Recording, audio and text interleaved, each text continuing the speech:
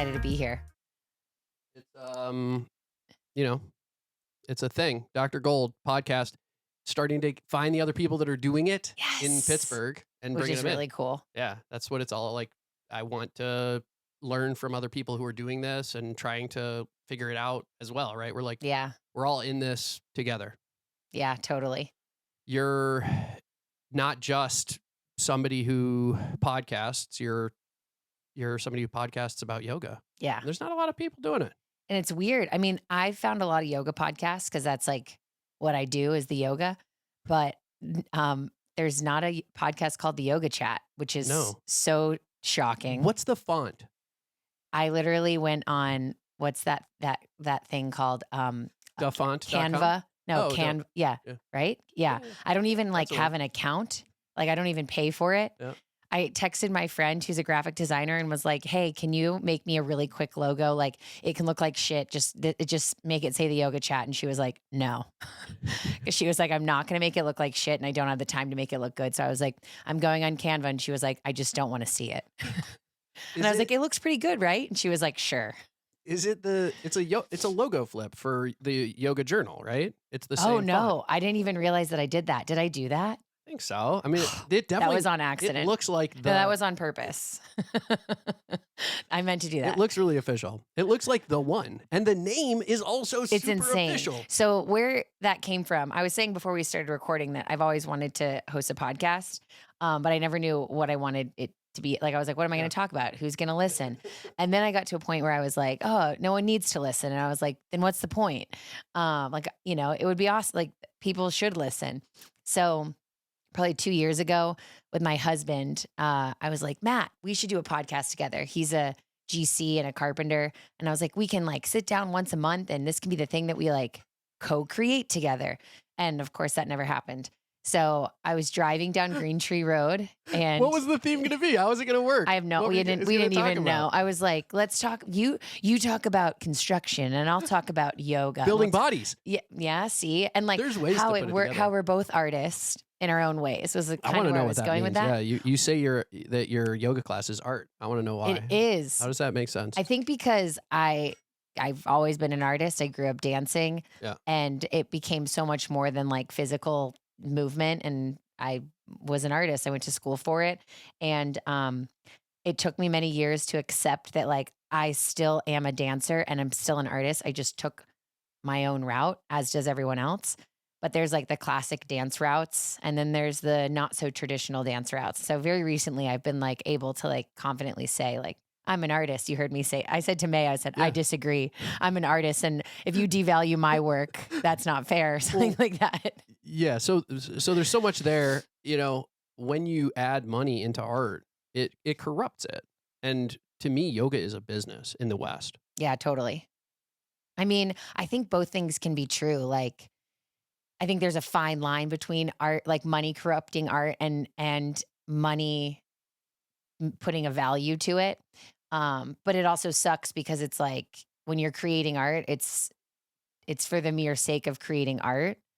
And then it's like, okay, well, what if I want to do this to like live in this society and not have to like sit at a desk all day? Well, then I have to put a dollar sign to it and like create value via money. So it's like a double-edged sword and a super fine line. It's the art of manipulating bodies or the art of getting people from point A to point B, the art of sequencing, Such a good art all of those things. All of those things. I think that's such a good question. The amount of knowledge that is required for a yoga teacher to hold in order to create a 60-minute experience for someone that's like fluid, cohesive, it makes sense. It's empowering for every person, no matter what their skill level is. It gets to the point where they're like, am I allowed to cuss? Yeah, you can say whatever you want. You rolled your eyes. It gets them to the point where they're like, fuck, I can't do this anymore. Why am I here? And then somehow by the end, they're like, that was awesome. I'm so happy I did that. Like, and then they do it again and again and again and again. Yeah. Like to know how and to like open someone's heart. And it's just, there's so much that goes on behind the scenes. So it's like knowing the anatomy of a human body, knowing like how to structure a sequence in an anatomical way, knowing how to use your words to like, you can say, put this pose, put this pose, put this pose together. But then it's like, okay, but how can I use my words to train a certain musculature action or like movement of my bones in order to prep my body for something else, or to like counter something that I've done. A great yoga class is a spiritual experience. Exactly. And it encapsulates everything that life holds. You started off, you're being born. You're on the ground, you're a baby, you have your little fetal moment, you It's emerge literally from called the child's womb. pose. You get to grow up, you have a life, you have this experience, and then at the end, you lay in corpse pose. You're Yep. dead. Everything that comes in between is your life, and every single yoga class to me can be that good. It can be a microcosm Totally. of our entire experience. Yeah. Most of the time, it's not. Yeah. But we've all had that experience, Yes. that class where You're where like, it all fit whoa. together and it all worked in that way. Can you expand more on what it takes to get there? Like, what are the elements of that class? Because you've been there, right? Yeah, Like absolutely. You've taken with people Experienced that. who've given you that experience. Otherwise, you wouldn't have gone to yoga teacher Exactly. training. You read my mind. Yeah. So I think it's everything. Like it's like I said, like knowing the anatomy of the human body is like step one. It's like this most surface layer. Yes. And then like understanding the like the philosophy and history behind what it is that you're doing, but in your own way, which then allows you to like express it through your lens, which then makes it the spiritual experience. But to also have all the other elements perfectly in play, like the music you're playing, the like ability to like be a conduit and just like, I'm a vessel for whatever needs to come through. That's hard to do, but it happens. But it's not easy to be like, okay, shut up, Montana. Just say whatever comes to mind, whatever you're supposed to say.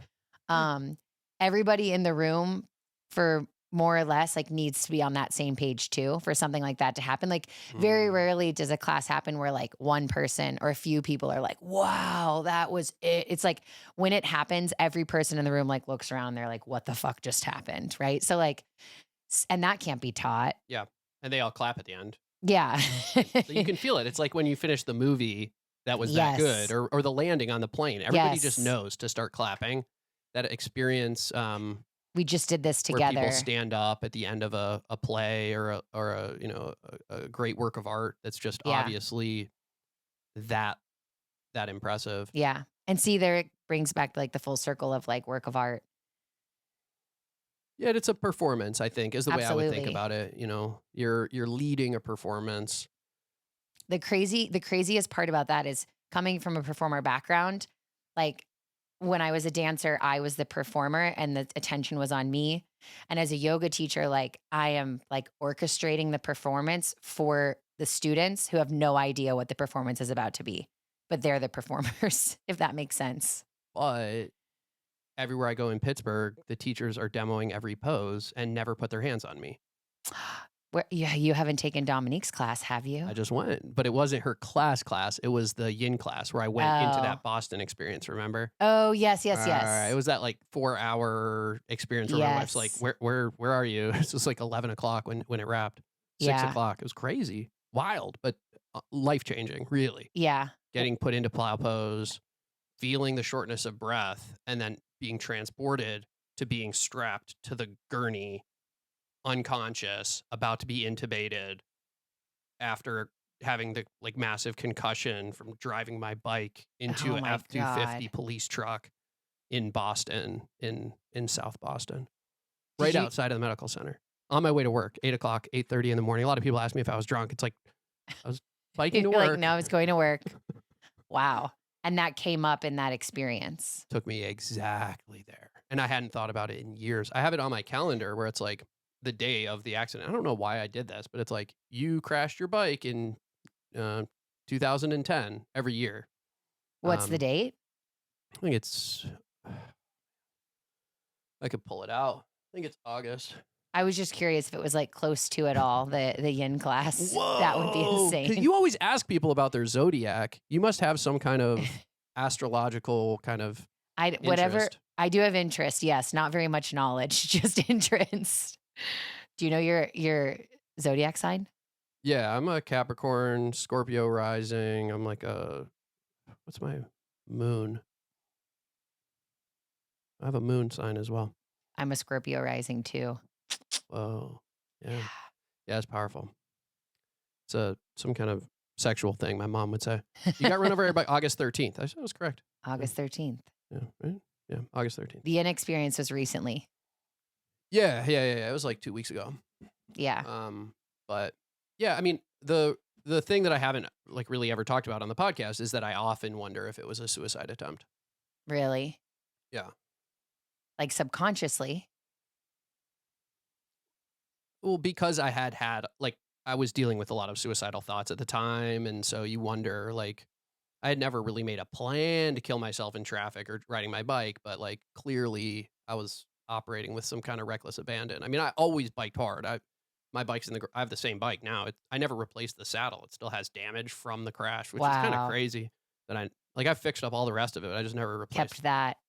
Yeah. And you know, I had a really stressful job. It was crazy actually how it went down. I was building induced pluripotent stem cells for Harvard and for Boston University for this guy named Ben Willozin.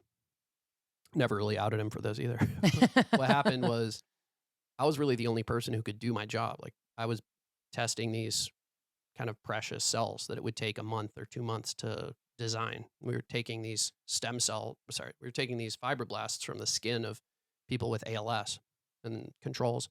Wow. And then transforming them into stem cells so that we can make them into motor neurons and test drugs on them. And so you'd have to use these viral vectors in order to transform them to a different cell type, right? So skin cells are supposed to be skin cells. They're not supposed to be any other type of cell. Otherwise, that would be cancer. Like, that would be bad. But if you use these viral vectors with SOX and like a number, that's the name of the gene, and like a number of other gene names, you can transform them into like other types of cells, like a motor neuron, which is the type of cell that dies in ALS. And so we were testing out. Oh, and the other cool piece was that the people with ALS also had genetic mutations. So the cells had these same genetic mutations. Yeah, Wow. mutant cells.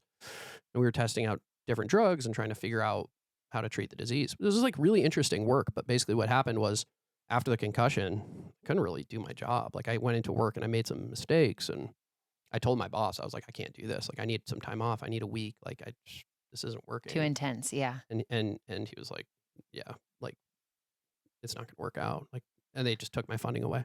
And that's just after the accident? Yeah, like the week after the accident, I got fired. Oh my God. What a moment. Yeah, it was crazy. It was really crazy. And after that, I went full bore into DJing, like 100% into DJing. Started just doing parties as often as I could, 2-3 parties a week, promoting, practicing until I could get into medical school. Now here I am. Wow. Yeah, it was a whole thing. But that's where I was. Dom put me there. She's a powerful woman. She is. I'm not surprised that people go to her for teacher training. I took one class from her and was like, this is who I want to learn from.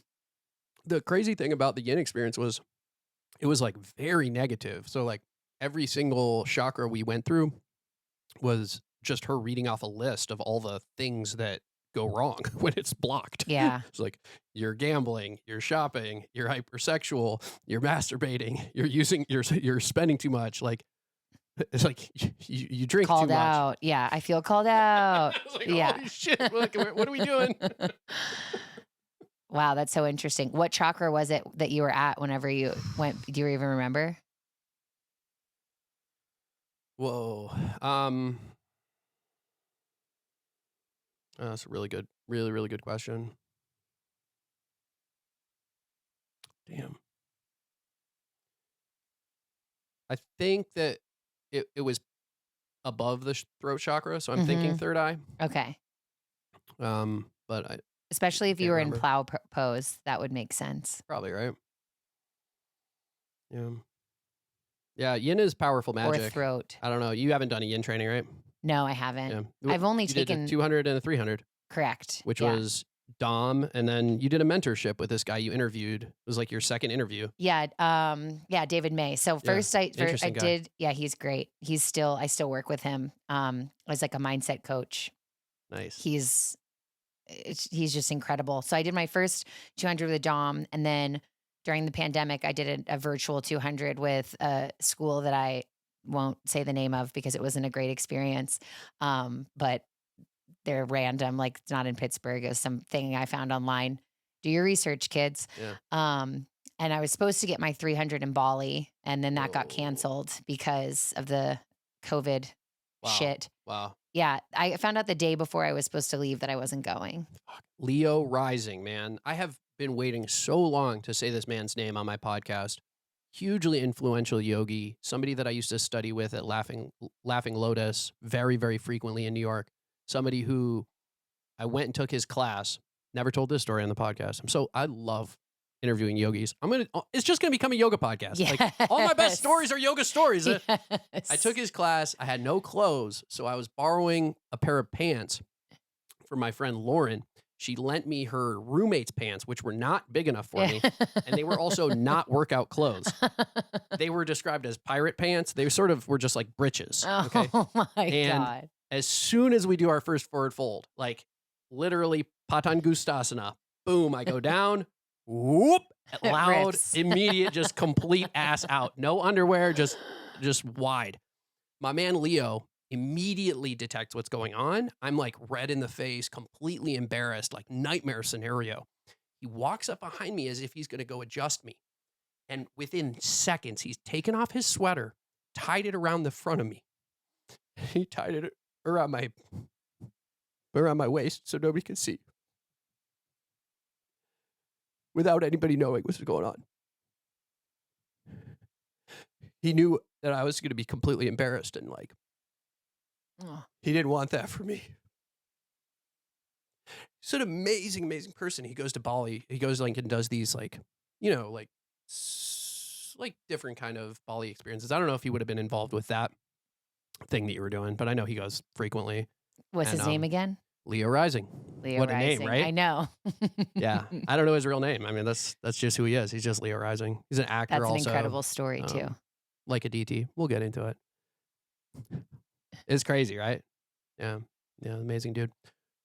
What's your story? Where do you come from? What was your path to get here today? Thanks for sharing the room with me. By the way. Absolutely. This is awesome. So I'm originally from Dallas, Texas, where I was born and raised. I grew up dancing my whole life, like I alluded to. All genres. I knew really early that I was like, I want to do this for the rest of my life. And went to a performing arts high school in Dallas, Booker T. Washington. Graduated from there, went to Point Park, which is what brought me to Pittsburgh. Did not want to come to Pittsburgh, but Point Park's a big dance school. It's legit. I just wanted to be in New York City. I was yes. That's the path that I thought I was going on. But What years were you at Point Park? 2013 to 16. Okay. All right. I graduated a year early because I was like, get me out of here. Yeah.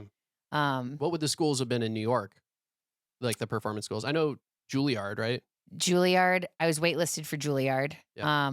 which was an honor, but also like a carrot dangling in front of me. Yeah. So it was me and 3 other people that were waitlisted. Ended up getting the no, and then NYU was like my number one. But So expensive. Exactly. Thank God you didn't go there. so Those expensive, fucking and to kids. not You know how dance. annoying they are. Yeah. It's not a dance program, right? I mean, no, they have. Why can't I think of what the? Wow, now I can't even remember what the. Mark Morris. I know he has a dance school there. They I have. used to He volunteer does for. have a dance school. Why can't I think Tish performing Tish? Oh, dope. Yeah. Cool. Yes. Cool. Um, Yeah. And it's like a springboard to Broadway. That's the whole idea, right? You're just and there's and other things, right? Like modern that's like- dance and I've talked about this on other podcasts before too. Like, I think I was in a weird, interesting time in 2013. I would say between like 2010 ish, 11 to like 20. I don't know, because then I was out of it, but not for very many years after that. Less than a decade.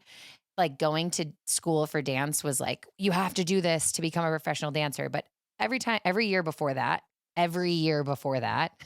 And now it's like, no, if you're going to be a professional dancer, it's like get in the field immediately.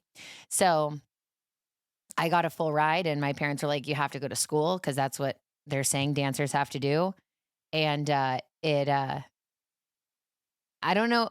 I mean, it was never my path, but it just burnt me out like nobody's business. It was devastating. I essentially went through like a quarter life crisis when I graduated. It was the hardest thing I think I'd ever done because What was the plan? the plan was to go to New York City, and that was it. Just like get perform with a touring modern dance company, see the world that way, and just dance till my body wouldn't let me anymore. That was the plan. It was the thing that had given you the most joy, or the one Yeah, thing that it was gave my you whole joy. identity. Like I didn't know who I was without it. I really didn't. So that was why it was like in the moment terrifying, but also like deep down subconsciously it was liberating because I was like, I want to know who I am. Who is Montana How long had you been doing it for? my whole life. I started truly. My mom put me in my first dance class when I was 18 months old. So I was still wearing diapers. Yeah. Holy shit! Was it something that other people in your like family had done? No. Or I was why? just like dancing around, and she was She like, had I that guess vision she for yeah, you. I guess she wants to dance. And then by the time I was 9, I was like, which sounds so funny because I was 9, but I was like, I'm doing this forever and ever. Um, I went to dance. I danced 40 hours a week plus going to school. And c- happily, I Wow. missed family gatherings and birthday parties and school dances and funerals and all sorts of stuff, and didn't care because that's all I wanted to do. Um, I was really good at it, but I also worked really hard at it. So it was like equally rewarding in both of those ways because the amount of work that I was putting in, I was like receiving accolades from it. I am who I am because of it. That's why I still say I'm an artist. Um, it instilled in me like work ethic and dedication and boundaries and at a really young age. Yeah. But it also instilled, like body image dysmorphia real bad. Yes. Um, Yeah. Because the gigs are going to not just the most talented people; they're going to the most beautiful. Right? Absolutely. And They're looking like for some. They want to look. They exactly. are not just trying to find like if you can pirouette or Very go on rarely. point. Like Very you can rarely. execute all the moves perfectly, and if you don't look the way they want you to look, It's a no. And it's a huge, or sorry, excuse me, it's a tiny pool with a ton of fish mm, and not very much money. Back to the money thing, but I never cared about that. I mean, I still don't. You don't become a dancer or a yoga teacher to make a bunch of money. Um, but yeah, I still and with that like hard work and determination and dedication and all that stuff, there's also a line with it. So like now as an adult, I really struggle with overworking myself and like honoring the importance of stress is so hard for or rest, excuse me. The importance of no, stress stress. is important. It People forget is. about it. I That's mean, also another reason why we it's put supposed to go like this: ourselves, cortisol, right? yeah, It's like it's in a good during yoga the day, class. and then got to calm down at night. People don't know how to relax. Me, this lovely girl that works at Yoga Six with me, she works the front desk. Her name's Maddie Calendar. She wrote all of us like personalized Valentine's Day cards Nice. with like little affirmations that were like specific for each person. And mine said, I allow myself to rest. And I was like, fuck, Maddie, you see me and I'm so grateful and also so embarrassed. I was like, you are not wrong. Yeah, and I think that really did come from dance because I was getting rewarded for working so hard. It took me. I'm still learning, but I'm better at it. Learning it like how to receive like rewards from myself, um, even when I'm not being productive, and like what is productivity. We were kind of touching on David May before, who was one of my first yoga like mentors and still mentors me on not necessarily yoga anymore or yoga teaching, but just with like mindset and my brain that doesn't know how to shut off. And he always asks me, he'll be like, well, like, what is productivity to you? And I'm like, anything that's like, worth my time. And he's like, so sitting on your couch watching a movie with your husband's not worth your time. And I'm like, it should be, but like, I can't do it. So yeah. And I think that like full circle on all that, I think that like it has a lot to do with, being so serious with dance at such a young age, because like a lot of people don't experience until like in their adult life, I experienced per choice. Like I was like, I want this. I want this job and this stressful thing to work at in order to like feel valued. But how did you get past that moment of this isn't going to work out? This isn't going to be me. Like what were the steps that you took to survive that? I don't think I would have been able to do it without Matt, who's now my husband. And at the time he was just some guy. But it's so true. Like he was also going through a big life change. He thought his whole life thought he was gonna step in as fourth generation of owner of his family's business, and decided not to. And I wasn't really admitting it, but like knew I wasn't. We met each other, and it was like, honestly, once I met him, it was so easy. I knew that that path, I didn't know what path was for me, but I knew that it wasn't dance. And I think I mentioned this before, like,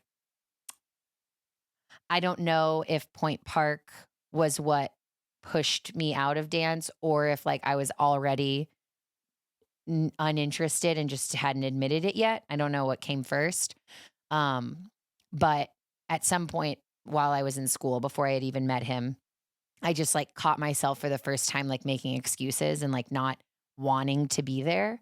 And I'd never felt like that before. I'd always been like, no, I'm not going to go to like, my grandpa's funeral. Instead, I'd rather be at, that didn't actually happen, but I was going to ask. I'm trying to, I want to say there was a funeral that I missed, and it's horrible that I can't remember what funeral it was, but it 'Cause you wasn't weren't my there. grandpa's. That's literally the reason we have funerals is Yeah. because So we can otherwise remember. you don't really experience the death Yeah. unless you see the body going into the ground. And That the actually Jews, that literally makes perfect sense. the Jews go further, right? We actually take the dirt, and we put the dirt on the casket, and we don't leave if it's a first degree relative until the complete body is covered. We Wow. need to see that dirt all the way over the casket. For my grandma, we put like sparkles and sequins. I love that. Why? Yeah, I know you're going to tell me why, but I'm like, tell me why. Well, I mean, she was like a showstopper. Here, hang on, let me show you a picture. Oh my God, this is amazing. That's the one that I carry. See if you can figure out which one she is. That's the picture that I took to my graduation from medical school because she couldn't make it because she had died. She's right here, the blonde one, or in the red. Black. Is Oh, that over the first here. choice? No, the dead middle in the black. Oh yeah, okay, that was my first first guess. guess. Yeah. Yeah, that's Becky Goldzer. Go for the Aw, Goldzer. She was a politician here. She's like a heavy hitter in Pittsburgh Democratic politics. That's She amazing. made me barbecue for Luke Ravenstall, and who became the mayor.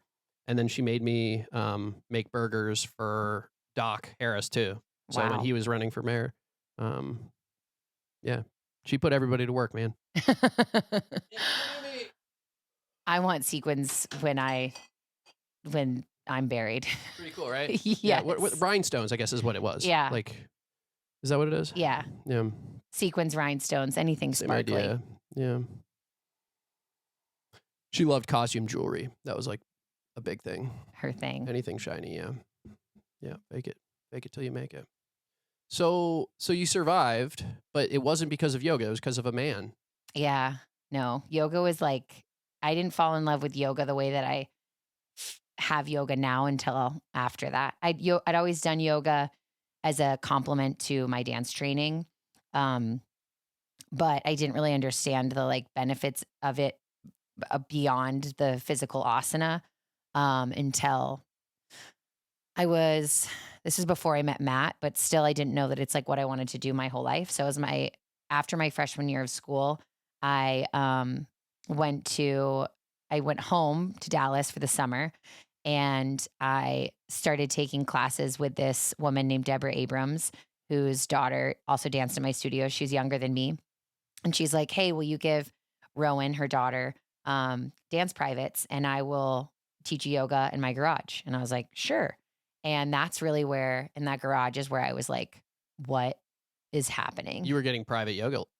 Yeah, and instruction. she was like, just bring your friends. They can throw me $5. And Oh, we were that's cool. taking. I didn't realize at the time we were doing the Ashtanga primary series in the middle of summer in Dallas, Texas, Let's go. in a closed garage. The way to do it. So it was like Bikram temperatures, Yes, Ashtanga movement. correct. And I was like, what the fuck is this? I want to do this. And I told her, I said, after that summer, we did it every morning. My boyfriend at the time like came to visit me in Texas and I was like, so this is what we do every morning. And he was like, well, do I have to go? And I'm like, well, you should. So I like dragged him there. I was like, throw her $5, Emilio, come on. But he did it. And, after that summer, I was like, I want to do this. And I remember saying to her, like, I want to do for you I want to do for other people what you've done for me. And she said, you know, you're in the middle of getting your dance degree and that's expensive. And getting a yoga certification is also expensive, not like a college degree, but you know, it's expensive in its own right and takes a lot of time and energy. And like $3,500, $4,000 for people who are wondering. At least that's how much it was when I did it. Yeah. Right? Yeah. Somewhere in there, like exactly, 2,000 to 4,000. Exactly. 2,000 to 2 to 5. 4,000. I don't know. For a 200 hour. Yeah. And on that note too, like if it's anything less than that, I just had this question. Someone just called me. It's probably not legit. You already knew what I was going to say. Yeah, buyer beware. Wasn't that your Yeah. Unfortunately. your research, I guess you said? Yeah. Yeah, exactly. Caveat emptor. Oh, yeah. Never miss an opportunity to spit some Latin on this podcast. You're going to teach me a lot of Latin because I know none. So, yeah, I finished school and right before I graduated, I met Matt and I was had one foot out the door. It was time to move to New York. And I called my mom and was like, I'm not going to go. And she's like, yes, you are. And I was like, no, I'm not. So, was there not an opportunity or the opportunity wasn't very good or you were just in love? That's a great question. I didn't make that clear. So the summer before my last year of school, I went to a summer intensive with David Parsons. Wow. And was asked to be an apprentice on his company. So my last year of school, I was flying back and forth between Pittsburgh and New York. And that's when I realized, like, fuck this shit. I was like, fuck this shit. I hated it. The people, the lifestyle, body dysmorphia, all of it. Everybody had eating disorders. I was like, and you know, cutthroat, stabbing each other in the back. It looks like Nancy Kerrigan. You know Nancy Kerrigan? I don't know. It's the it rings perfect a archetype. bell. Okay. Nancy Kerrigan, you got to watch Tanya. Okay. Tanya Harding. Oh, yes. Okay. Yes. It's like my favorite movie of the last 20 years. She's amazing. Unbelievable. Yeah. The actress? Yes. It's Barbie. Margot Robbie. Robbie. Margot Robbie did it. And to me, like that performance was outstanding. She just deserved everything. And she's such an amazing actress. But that is the archetype, is somebody who was competing at a high enough level for so long that she was willing to do whatever it took, literally anything, in order to win. And that, like, it's makes you physically ill to be around people like that. Yeah. And I also there are dancers out there that have that it's this is for them, that path was or is for them. And so like I want to be careful too to not bash their story. Yeah. But for me, all I could see was the cutthroat. Here's the best way to put it. I saw all these people taking this thing so seriously, this thing that I took so seriously, but all of a sudden something switched. And I was like, there's nothing serious about this.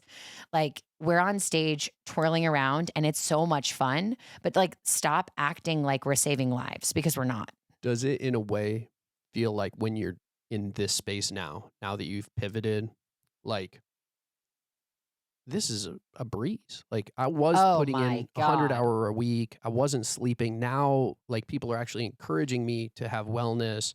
I can succeed in this with It my eyes feels closed. like I'm like Benjamin Button in the like career sense. Like my childhood was so much more rigorous and stressful than like my adult life is. And my adult life is rigorous and stressful. Of course, everyone's is. But like the freedom that I give myself now is nothing like the freedom I gave myself growing up. 100%. That's how I feel about getting away from music too, is getting into medicine. Like everybody thinks that it's, so much worse, but after finishing medical school, after finishing residency, I have a amazing quality of life. I was out in the backyard playing Yeah. with my kids all afternoon, like on a blanket. I Yeah. have an amazing life. And when I was DJing in basements, people Yeah. smoking, doing drugs, trying to get laid, like, and then 24/7 trying to promote the next party, trying to find the next gig, organizing my music. That's no life. I mean, that was just pure stress. It's rough. Yeah, and then, the final straw, like where I mean, there's so many layers to this, but my connection to yoga was through a dancer from Pittsburgh. Is Matt a Pittsburgher? Yeah.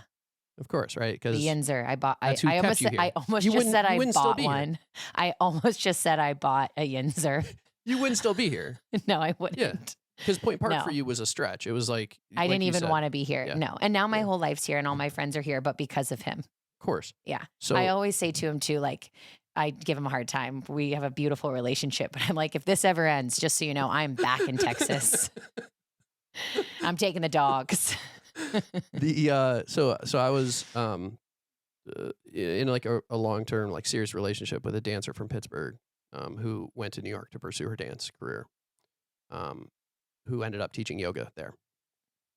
And the studio that she taught yoga at was called Yoga Vita, which is owned by a guy named Mike Patton, who I also worked for because I was broke and we were dating, and I had to make money, like we had to make rent, and so she would get me connected with him and give me little graphic design gigs. Well, one of her mentees was Aditi Shah, and I mean, there's so many different stories to tell, but I'll tell this one, not about Aditi. I'll tell this story is that like the final straw for us was in a basement. I was doing a party for the Kentucky Derby. I was DJing, and there was like bottles of champagne already on one of the tables, like for, I think somebody was coming, like to do bottle service or something. And she was like a little drunk. She grabbed one of the bottles and she was kind of shaking it up and pretending it was hers. And I was just like, that is so tacky to me. Like I can't be around this energy anymore. Yeah. And then that was it. Ended. Yeah. I think it was probably an excuse, It was like I wanted A way out.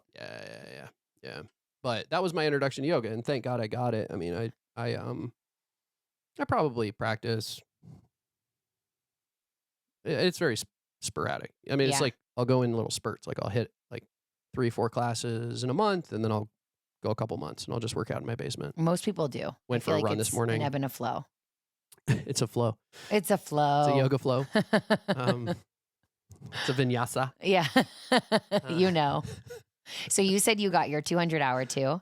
Yeah. James Keegar, unbelievable, and Judy. I don't remember her last name, but he's a legendary body worker in South Florida. Also has like some weird criminal charges, and like, I mean, he's just a really interesting guy. Yeah. He was selling infrared saunas, and but he was like a 52-year-old, just completely shredded, like unbelievable yoga practice. And his class changed our life. It was just like you were talking about in the garage, right? You're in Yeah. South Florida, you're in Boca Raton, you're in this room with 40 other people, ass to elbows Yeah. in plank pose. He starts class in plank Oh.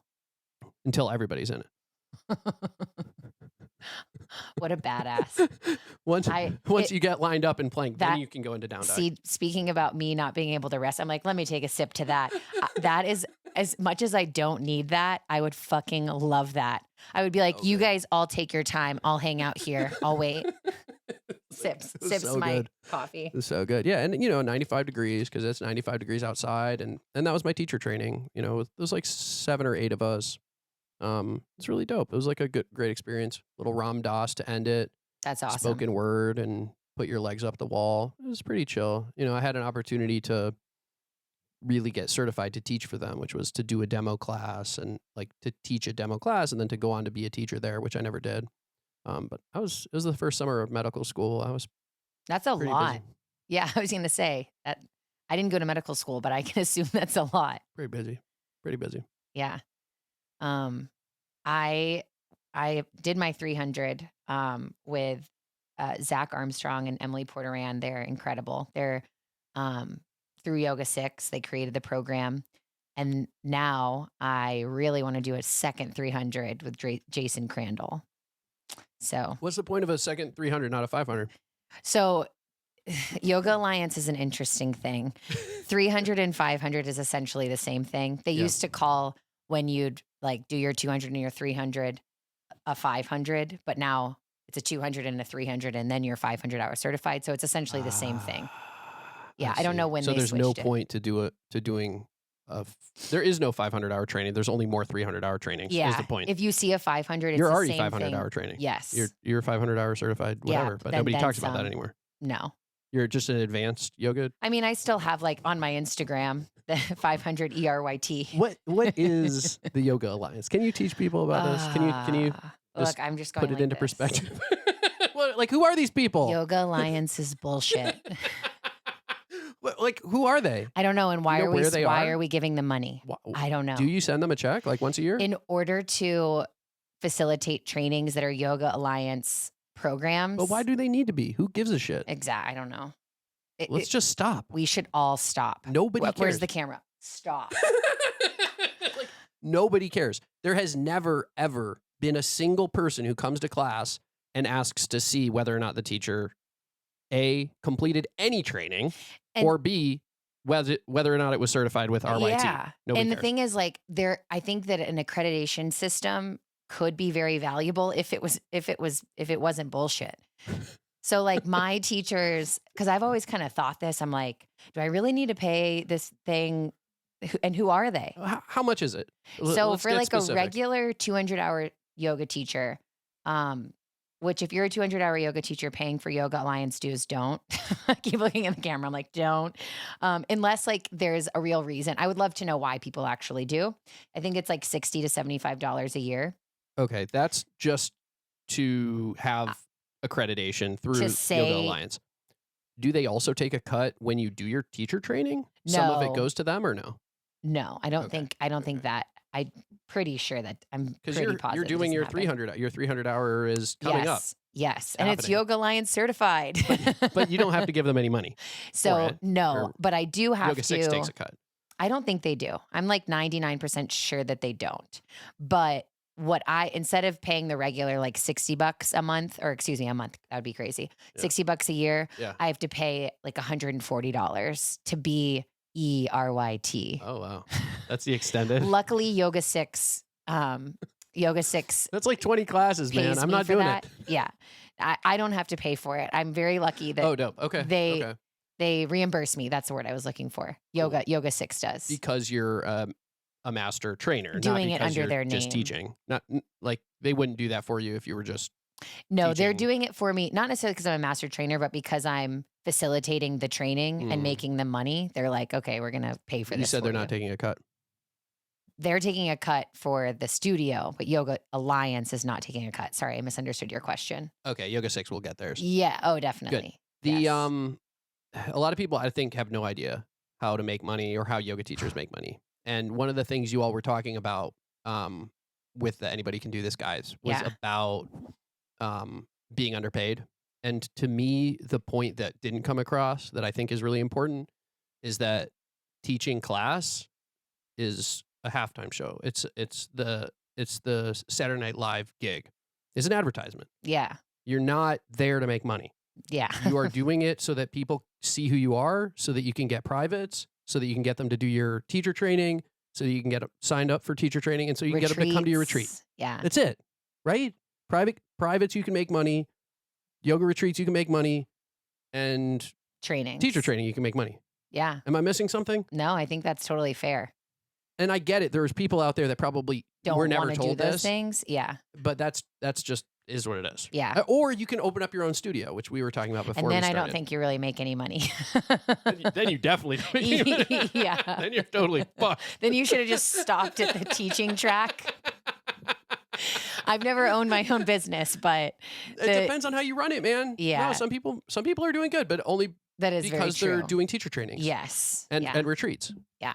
They're using. And again, like there it comes. Yeah. They're not making money off of class. They're paying their bills off of class. Like Yeah. they might cover their overhead Right. from classes. Exactly. Paying their employees. $20. Yeah, $20 here, $20 there. It's like, and most of these studios can fit 20, 30 people. It's not Huge. They're not huge, is what I'm saying. correct. Yeah. You're talking $400. Like that's not going to keep the lights on. Yeah. And like I said before too, like if you came in to do this, if you want to be a yoga teacher, you're not trying to like make a bunch of money.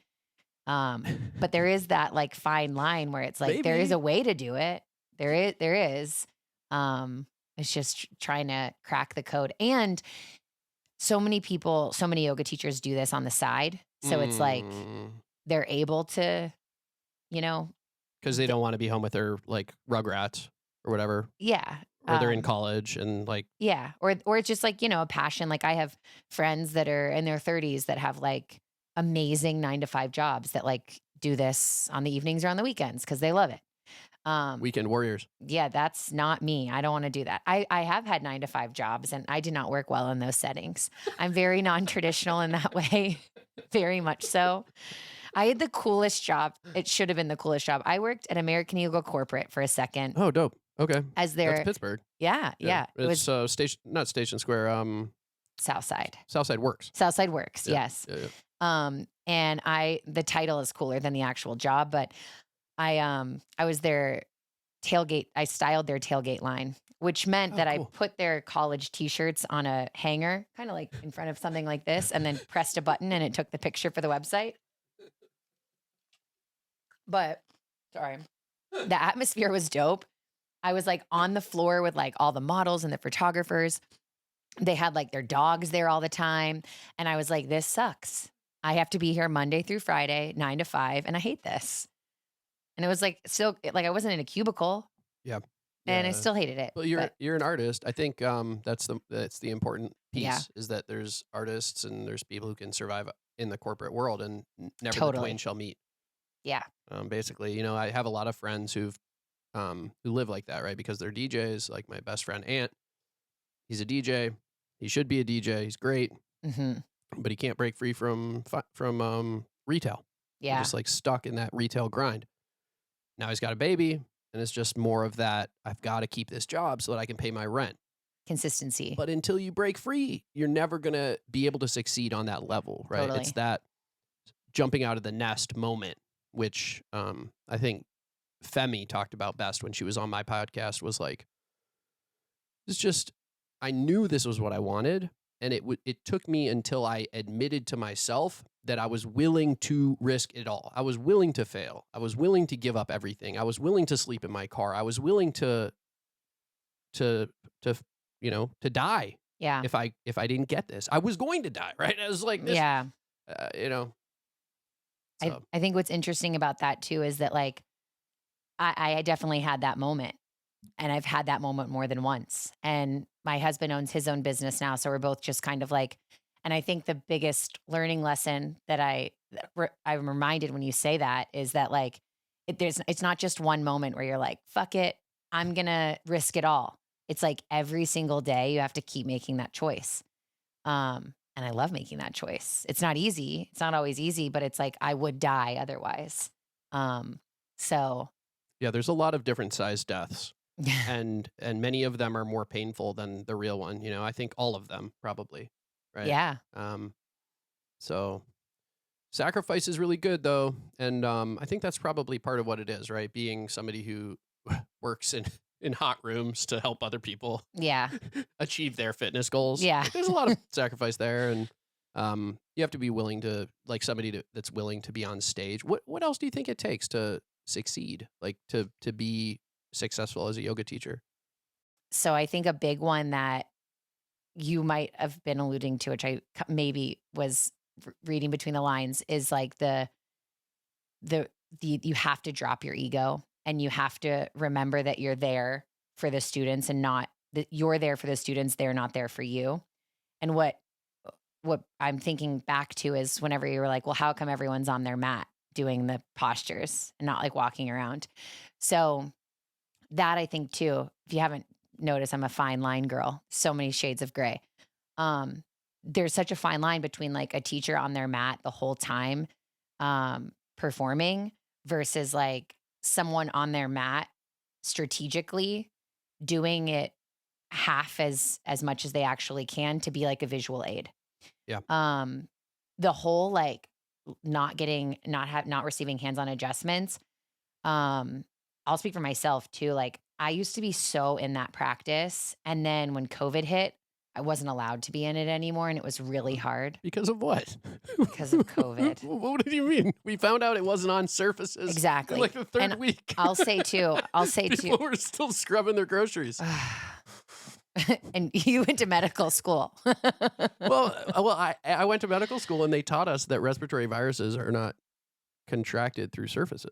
Right? Yeah. That's actually like a stomach flu thing. Right? Yeah. It's like that's why you wash your hands and when you touch surfaces, like there's definitely some viruses that can be passed in that way. But we learned very quickly that this was a respiratory thing. The way it spread was like a respiratory virus, right? Yeah. It was like the R0 was way too high, meaning like one person would get it and everybody in their circle would get it immediately. Yeah. There's no way that it could be spreading in that manner. There's Surface. the only way that something spreads that fast.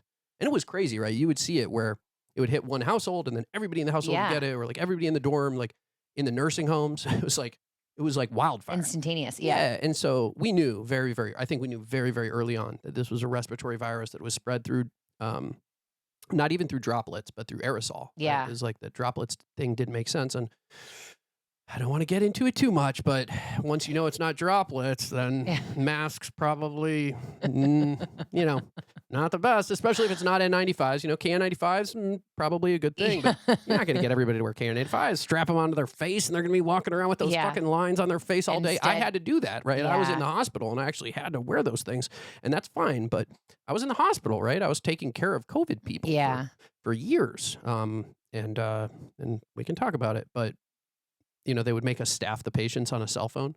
We'd go because the attendings, our bosses, didn't want to be exposed to COVID. Oh my gosh. Where I was training, so we would take a cell phone in the room and we would show them the patient. Here's the examination. Tap the reflexes. Okay, and then the person would be on their couch, like FaceTime, clicking. Oh yeah, and they'd be clicking on the looking at the internet on Netflix. Okay, yeah, that looks good. Okay. Oh my God. For 2 years. They didn't come to work. The front lines. I was yeah, that's what I mean. Yeah, and then they won't give me a discount at like Lululemon. It's like really? Look, I'm like really? No, but whatever. It's all right. Not a big deal. I mean, I'm not just like begging. I'm not begging. No, you're just noticing. It's just interesting. It's just interesting how it works. It is.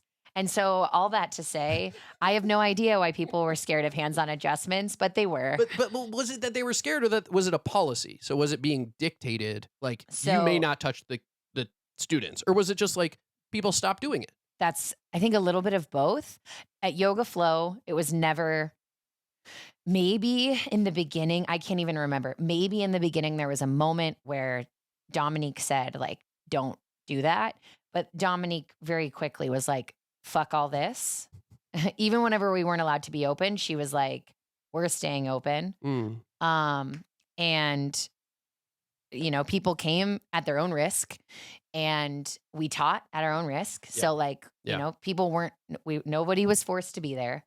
And I don't know what I would have done in that time without that. So you were teaching at Yoga Flow. Yeah. You still do. Yes. And that was like in Shady Side in the South Hills. Nice. Yeah.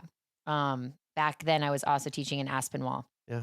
So I don't know when, like, I don't remember when the practice of hands-on adjustments went away, but I do remember, I will never forget whenever we were either told like, you can do this again, or I just said, fuck it, I'm going to do this again. I can't remember what happened. Yeah. I had probably 40 people in the room and I said, I had everyone like laying down with their eyes closed. And I told them, I said something along the lines of like, I'm going to start offering hands-on adjustments again. If that's something that you don't want, will you just raise your hand? And so that they could do it anonymously. And not one person raised their hand. And I was brought to tears. I was literally standing at the front of the room, like holding like Yes. coughing, like coughing, Yes. haha. But I was like choking. I was getting choked up because I was like, nobody cares. No. And I like built it up in my head. Yeah, So yeah, anyways, but then well, we all want to be held. yeah, everybody, and Dominique always says too, the people that say they don't want hands-on adjustments need them the most. For sure. Same with Shavasana, right? You see somebody walk out, They right, fucking need it. that's like, that is the one. You're just like, Yeah. you just want to lock the door. And the like, thing is, put your they're hands on their chest and Yeah. and they're like repeat offenders. So it's like if someone actually has to leave early, I get it. No. But it's always the same do not come. people. I end my class on time at every time. I will never end my class late because I respect your time. Same. Therefore, Brahmacharya. you will stay on your mat until the end of class. If you don't I- open the door and ruin the experience for 40 Anybody people. else. That's unacceptable. It's so rude. No.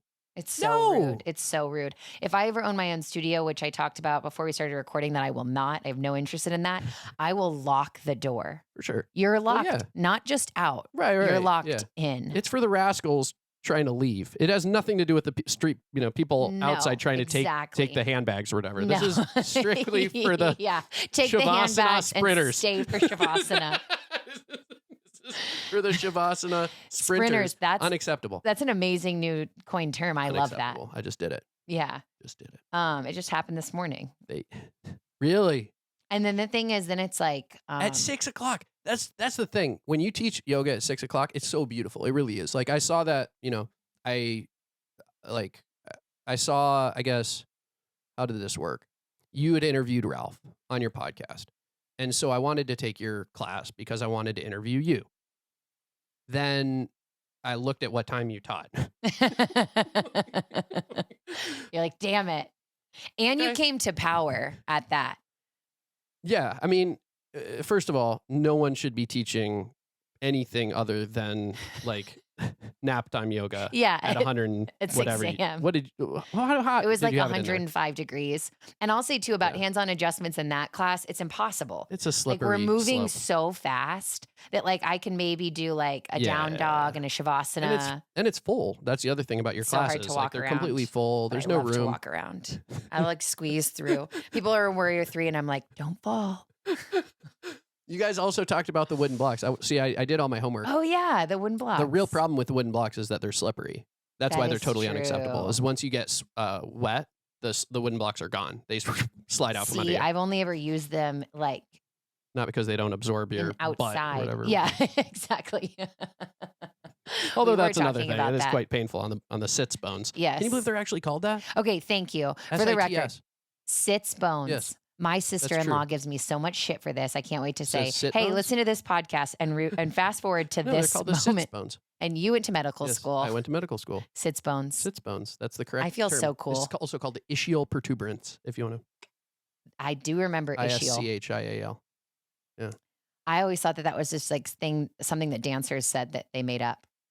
Sits bones. Nope, that's what they're called. Well, you learn something new every day.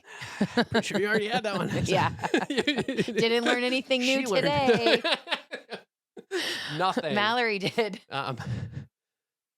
Yeah. So the thing about the 6 o'clock class that's dope is that there's really no time after that, which is acceptable for a morning yoga class because you have to be leaving for work at 8 o'clock, Yeah. which means you have to be leaving yoga by 7 o'clock in order to get home and be prepared to leave for work. Yeah. So 6 o'clock is the only time. 8 o'clock yoga in the morning is ridiculous. Throw it away. Get rid of those classes. I agree. It's stupid. 9 o'clock is insane. It's You crazy. don't have a job. Teach it at noon if you want to Yeah. offer something.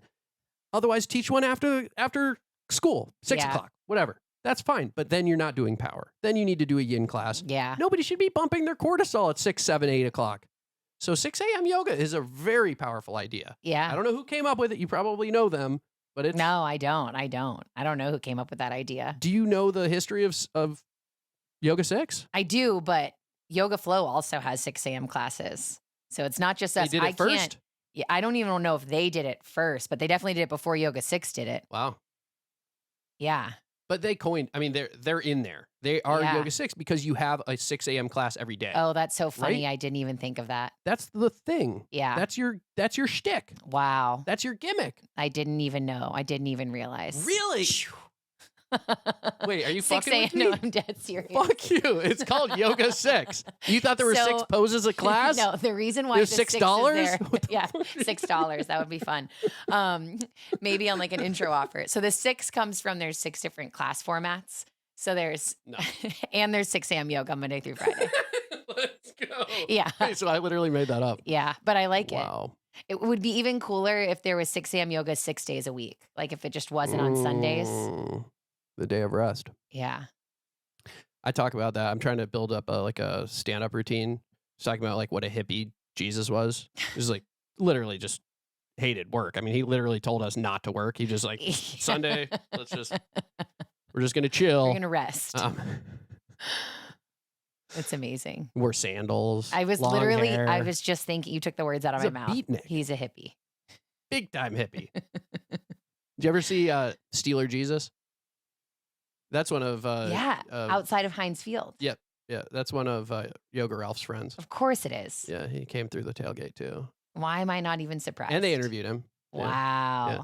They call them mascots, I think. The people that show up at all the Steeler games and Yeah. wear the outfits. There's a Palomalu one who I see sometimes. I've He's seen a him. little short for Palomalu. Definitely but seen him. he's like Hispanic Palomalu. Yeah. The hair's big enough though. He's short. But the hair's big enough. It's a wig. Yeah, definitely. Definitely a wig. So is Troy's. Yeah. Shh.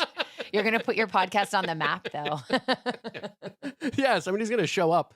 All the things that I've said about like, The beautiful COVID things. medicine, Oh, like all all the that, takedowns yeah. of all the different like musicians and like DJs around town. But once I talk shit on fake Palomalu's hair or no, real Palomalu's over. hair, yeah, that's Yeah. game over. The Yinzers will be out for blood. Yes, they will. Matt's gonna come and get me. Yeah. Oh, he's such a yinzer. Are you from Pittsburgh originally? No, I call it home though because I grew up in Southeast Michigan and my parents were hippies. They were like Jesus, not because they were peaceful or Just because they were but hippies. they were hippies and Long hair and so, sandals. they were like busy. They didn't really, I feel like, have a ton of time for kids, and so we would get dropped off here with my dad's parents. So or even they wouldn't even drive all the way. They would just drop us off in Cleveland with this guy named Billy Bellis, who was like a friend of my grandparents, Oh, kind of my like an uncle God. figure, and he would pick us up and drive us to Pittsburgh. We'd stay here. Over the summers? Yeah, summers, like long weekends, whenever, As holidays, often as possible. whenever they could dump us. Yeah. Yes, I grew up with my dad's parents in a big way. That's like That's super close with yeah, them. that's awesome Oh yeah. in that way. Yeah, it was amazing. Yeah, I loved it here. And I went to summer camp here too. EKC. I've never talked about those stories. Those would be some interesting ones to tell at some point. Yeah. Some harrowing Jew experiences. The reasons I will never allow my children to go to sleepaway camp, whatever. Like, yeah. Intense. Yeah. I mean, I think it definitely was like a big part of who I became in terms of like shaping the type of relationships that I would have in college and like the way that I interacted with women and like the way I treated my body and like how I thought about sex and all of that. It all came from that kind of like, because those were my first sexual experiences. Were in Jewish sleepaway camp. Yeah. Right? First kiss, first time anybody showed me how my dick worked, like Yeah. whatever, like it was all there. And some of those experiences were non-consensual, like, Yeah. not so good. It's like you kind of you end up blaming your parents. Like I ended up like blaming my dad a lot for putting me in those type of situations, and I've really let that go. Like I don't hold on to that at all anymore. I think mostly because I have kids now and I Mhm. realize how fucking hard it is. Yeah. Like you have no idea what they're doing. Like my son's out there digging ditches right now. Yeah. Like Have fun under the sun. it's really hard. Like it is really, really hard to raise kids. And so I don't think you can protect them from everything. What you can Yeah. do is you can teach them when they're very young. Like this is like, if somebody says this to you or tries to do this, like that's unacceptable. And you have to like yell and punch them in the face and go get an Yeah. adult or something, I guess. But it's not a perfect That's system. tough. I don't know if I'm not a perfect I system. don't know if I was made to have children. You were. I mean, I pretty was sure. I was actually Pretty sure made to that's what God was literally what put he us on the intended. planet for. Yeah. I don't know if I'm cut out for it. Well, you're just maybe you just want to wait. That's a pretty common thing. Yeah. You're still young. Yeah, we shall see. I'm open to it either way, but You literally just flush the birth control in the toilet and keep doing whatever you're doing Yeah. and open yourself up to it, man. I mean, that's really like I'm very you know, like here I am telling my my my Jew camp I got raped stories in the same breath that I'm telling you to make babies. but But yeah, really, like definitely have but kids. two things can be true. It's not all, it's not all rainbows and butterflies, but like in general, I'm very, very glad that I was born, Yeah, right? totally. Like, life is pretty awesome. Absolutely. So like make some more babies, man. We need it. We need somebody to figure out how to get us off this rock. Yeah. There's an asteroid with our name on it somewhere Yeah. heading towards us now. On its way. Yeah. So we've got to figure it out. Your kid might be the one that figures it out. My kid ends up being the one I'm going to think back to. I'm like, remember Dr. Gold's podcast? Yes. He knew. Well, then you Jesus was a hippie. Yeah, very cool. All right, I'm gonna talk to you about this book, and then I'll tell you the Yes. DT story. You know this book? No. All right. Do you like books? There's my answer. I'm honest. I used to lie, but I'm honest now. I read most of this book, getting ready for this podcast. I know her though. Yeah, Kino's amazing. She look at the Yes. front. She signed it to me. Wow, that's so cool. So yeah, when I took her class, she has a studio called Miami Life Center with her husband Tim, and she's been through some of the same shit as me, and so This looks awesome. I really, really like what she said in I think day 3. I didn't highlight it or anything, but she said something which was very similar to something you said earlier, which is like talking about spending time with your husband on the couch, which was like, Yeah. you know where someone's priorities are by how they spend their time. What they spend their time on, that's what they love. And that's what, if you spend 18 hours a day working and then you come home and you go to sleep, you love your work. Yeah.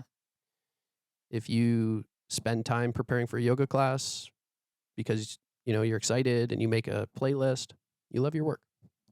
If you, and that's good. But, I thought it's powerful because we always have these platitudes and words and like, think that there's anything other than action that can determine what actually matters in our lives, but there really isn't. It's truly purely the energy of movement, that when we move to do something, to engage with it, that's what matters. Yeah, totally. I think where it can get sticky is like when you're doing it effortlessly and then you're like, wow, it's been 18 hours and I'm so glad that I did that, versus the should mentality of like, I should do this, I should do that. And just like recognize there are things that like we have to do, that maybe we don't always want to do, but then like creating these fake ideologies around like what we think we should be doing, even though we don't need to be doing them. For example, like people ask me a lot, they're like, oh, you teach yoga, do you meditate? And I'm like, yeah, but like I don't sit down. I have an altar, and sometimes that's what I need to ground. But like I don't sit down every morning and like meditate, though there's nothing wrong with that. Like Morning time is dope. Have you tried it? no, it's morning time. No, Just no, in like- general. like I love morning When time. you wake up, I was like, is that instead an of app? peeing, sit on the ground. Like just sit immediately, because the brain waves, the theta waves that you're already in, Yeah. and some, I think theta is the right. Yeah, I should know this, but I think theta is right. Is like things are already primed for meditation. So Yeah. when you wake up, you're sort of in that slow wave sleep, and then when you wake up, your brain's still kind of there, and you just sit down and boom, you can snap works. right into it. The problem is, you also have this itinerary for what's coming in the day, which can be limiting, Yeah. which you don't have to deal with it at the end of the day. But you have all that cortisol and all of that kind of like thought patterns and everything from being awake that makes it a little trickier to snap in, I find. Yeah. And I mean, like, did to-do lists really ever end? So it's like at the end of the day, it's like you can say I'm done, but like for me, I feel so Yeah. much more calm and at ease like in the morning than I do in the evenings. I have to like like in the mornings I like tell myself like okay, now it's time to like start working. In the evenings, or sorry, in the mornings I don't have to tell myself. It's like natural. It's like okay, I've done my morning routine, now it's time to like start working. In the evenings I have to like tell myself to turn it off. And I have to even be like phone over there, laptop closed. Mm. Um but yeah, I think like knowing like you can have all these tools and knowing when to use each tool is is the juice, as we say on the yoga chat. um because like back to like my meditating thing, it's like if sitting down and like meditating in a traditional way feels good to someone because it's like getting them the effects that they're looking for, awesome. But like if I'm telling myself I should meditate and then while I'm sitting there I'm like "Ugh," and I'm not getting the effects that I was looking for, then it's like maybe there's another tool in my toolbox that I Yeah. can pull from. Even that can be incredibly helpful, I find, is when I am sitting and trying to get into it but can't.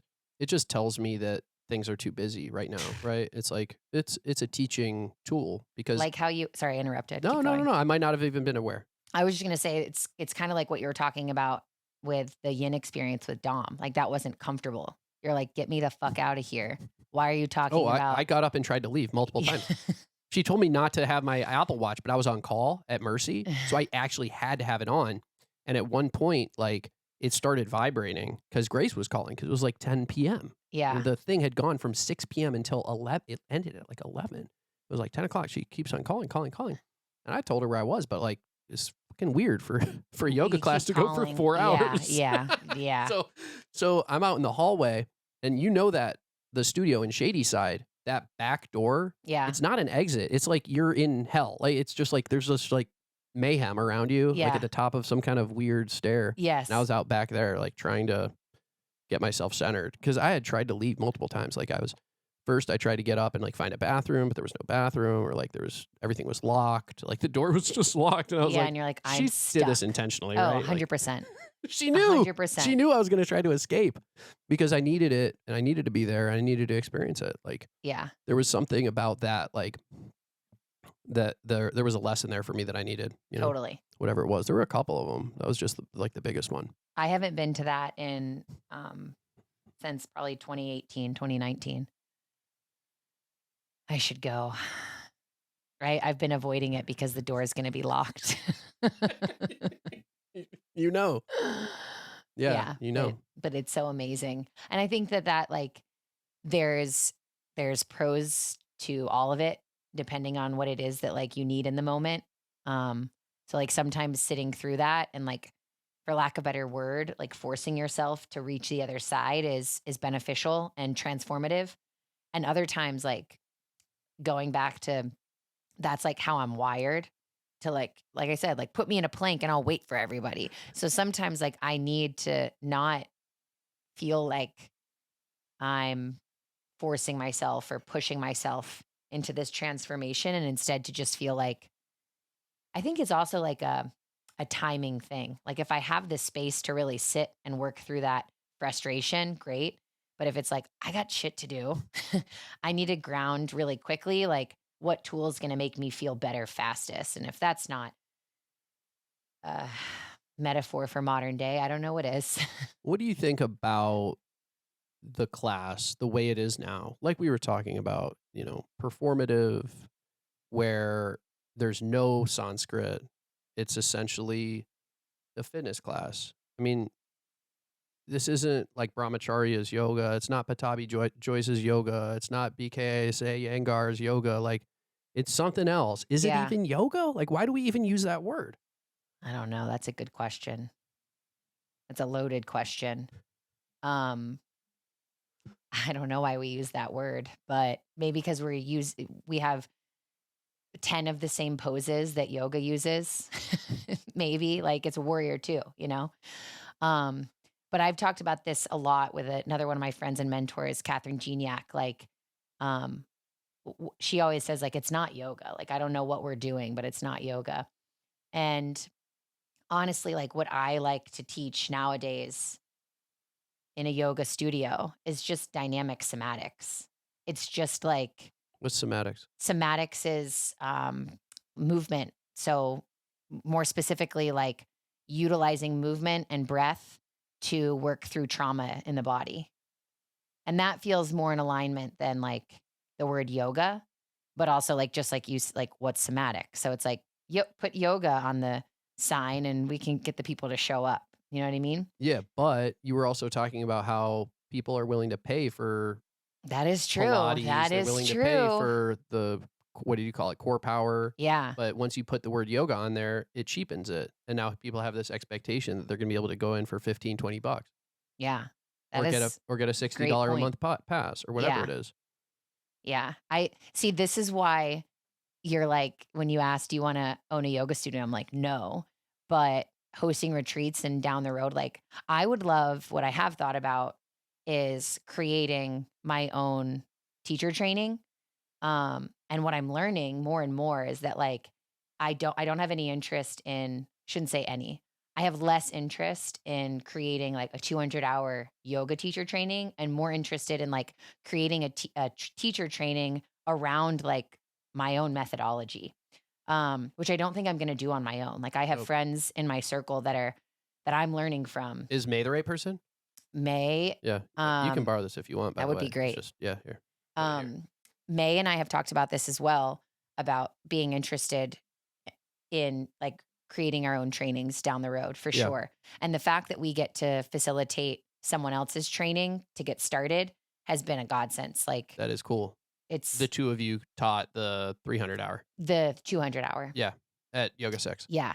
Is that, oh, I wanted to say that I was sorry that she wasn't here. She seems I really cool on know. the podcast. And This is my May. So for anyone who doesn't know May, this is cold brew and it's about just as good as May. it's about as terrifying as I can imagine over the mixer No, right now, Montana. I was trying to make but a joke, but then I yeah, was like, I can't make that joke. it's you're scaring the DJ. Too close, too close. It's So yeah, May's amazing. yeah. Um, Seems like really dope, like the partnership between you guys and kind of the differences, the way your kind of It's- ideas play off each other. Yeah. It really works for the it's podcast. crazy so. because well, thank you. It's crazy because we're so similar, but we're also yin and yang at the same time. Like we're so different.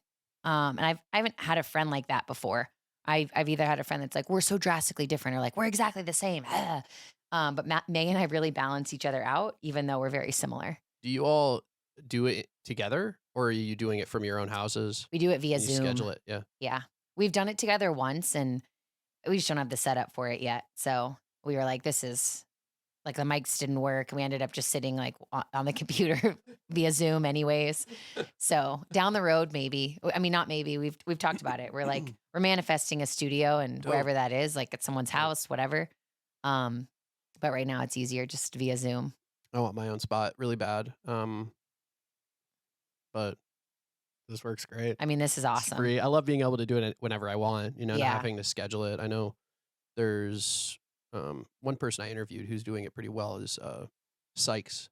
So Brian Sykes, how real interesting guy. He runs the Taylor party where he does these Taylor Swift dance nights all over the country. Cool.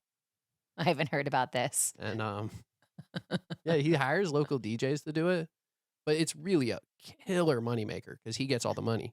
They get like $100, $200, which is great for them. Like they're Yeah. just starting off as DJs, but then he just charges admission, puts the And the decorations. Swifties come and out. crazy, and he doesn't have to give Taylor a nickel, Yeah. which is also real interesting to me. Like he That's probably pays ASCAP or BMI, which is like the recording artist Yeah. kind of like copyright. yeah. I don't know Like what how the you fuck like it is. play Spotify in a yoga class, essentially, right? Well, that's interesting. I don't know if the yoga studios have to pay ASCAP like the way that a bar or club does. I I know think that- probably not. I know that because it's not technically a performance. Like it's Yeah, I considered a don't know. performance if it's people dancing. Um, but I don't think that a yoga class is a performance technically. I know that like at I Yoga don't Flow, know. I'm 1099 there. So it's like they have contractors playing whatever they want. So I don't have to pay anything as like a 1099 teacher. Mm. At Yoga 6, I remember something coming up in the beginning, but I don't know if it was like, if it actually was like a legit thing where they have to like pay a fee to Spotify or if it Huh. was like, it's They, just they ringing. literally just asked you to pay their Spotify dues. Like that's No.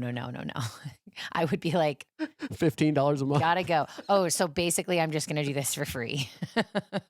I write off my Spotify Oh, shit. good. Yeah. Yeah. That's what's up. I'm using it for work. Yeah. DT has some dope playlists on Spotify. There's only 3 or 4, but they reminded me of these stories because they're, to me, like, this is the music that I was playing for yoga classes when I was DJing yoga classes in New York City to make money. So like, Yeah. this all takes us back to New York. We were talking about how I was broke and how I was working for Yoga Vita, which is Mike Patton's company. Mike Patton opened it with Ilaria Baldwin.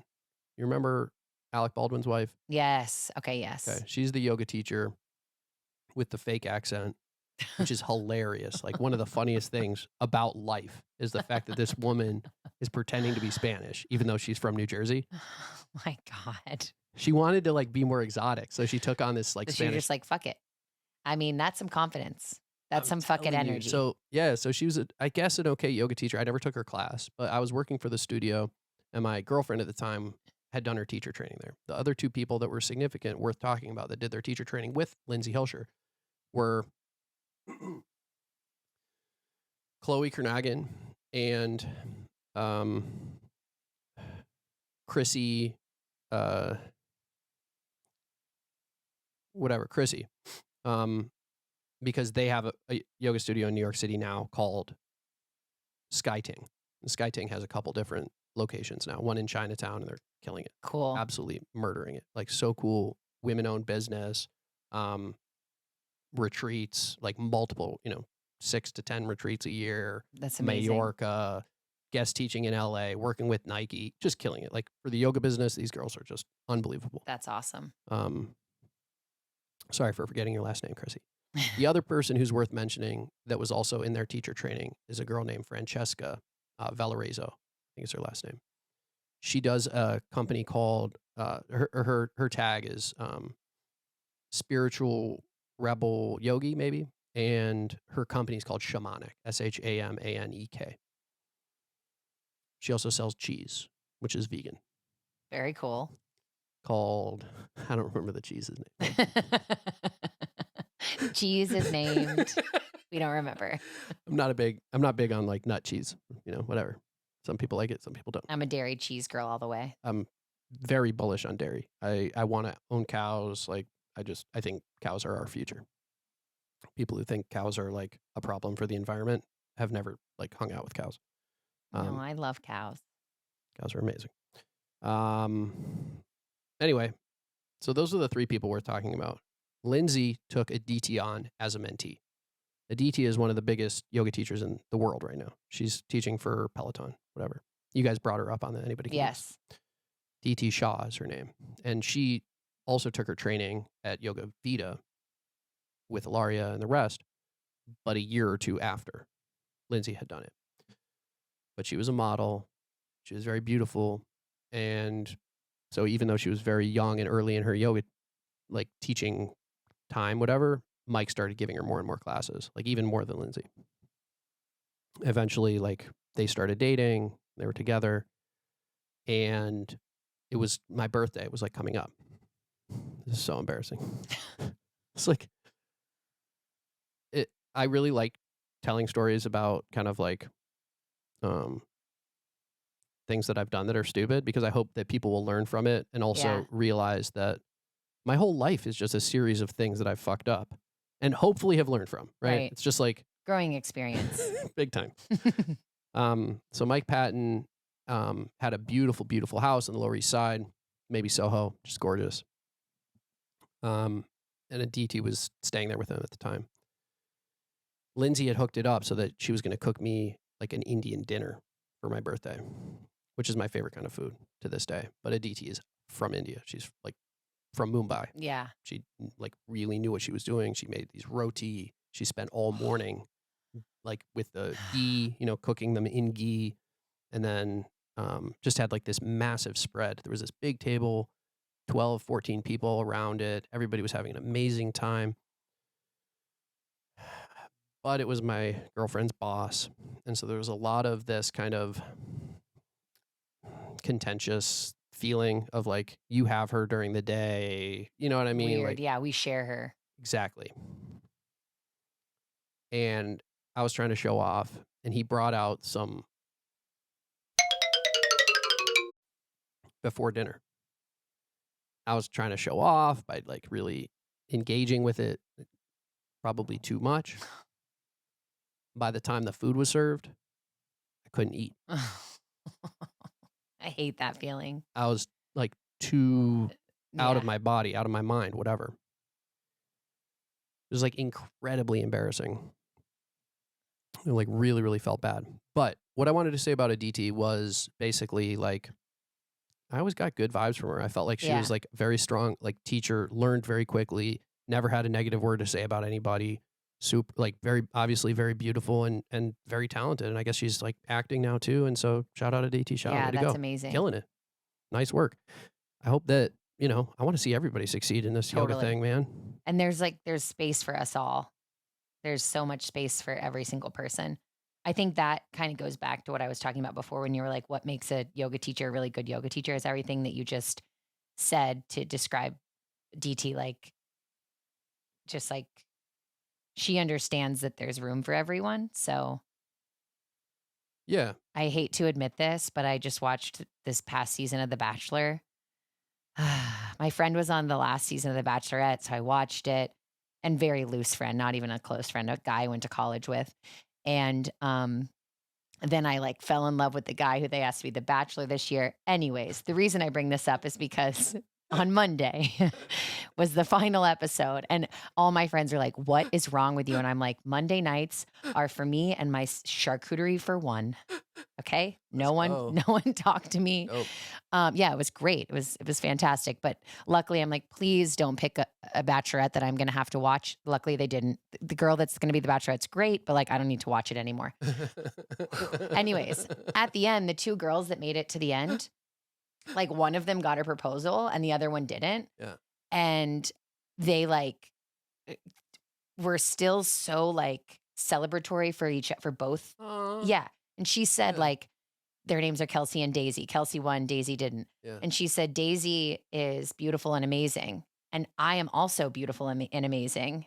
And we can both be beautiful and amazing. And I was like, this is why I watched this episode or this season of The Bachelor, because I don't know, I haven't watched it before, but I don't believe, I wouldn't assume that that's how like the girls on that show normally act. And it made me really happy. I was like, look at this setting. Yeah. And they're even saying that like there's space for all of us. And I was like, that's very yogic of you, Bachelorette. Dope. Yeah. I very ahimsa. So yeah, totally. Let's go. Yeah. She was like, it's not a competition Well, because we're kind not, of is, right? I know. But regardless, to bring it back to like, I was like, this made it worth it. I spent 12 Mondays. Dope. Because For that's that the thing lesson. too, like yoga teachers, just like artists. I just listened to Rick Rubin on the Aubrey Marcus podcast. Cool. And he was talking about how like true artists know that they're not in competition with other artists That's because they correct. can't be. That's Because correct. And same thing goes with yoga. It's not a zero-sum game because there are so many people out there that need yoga.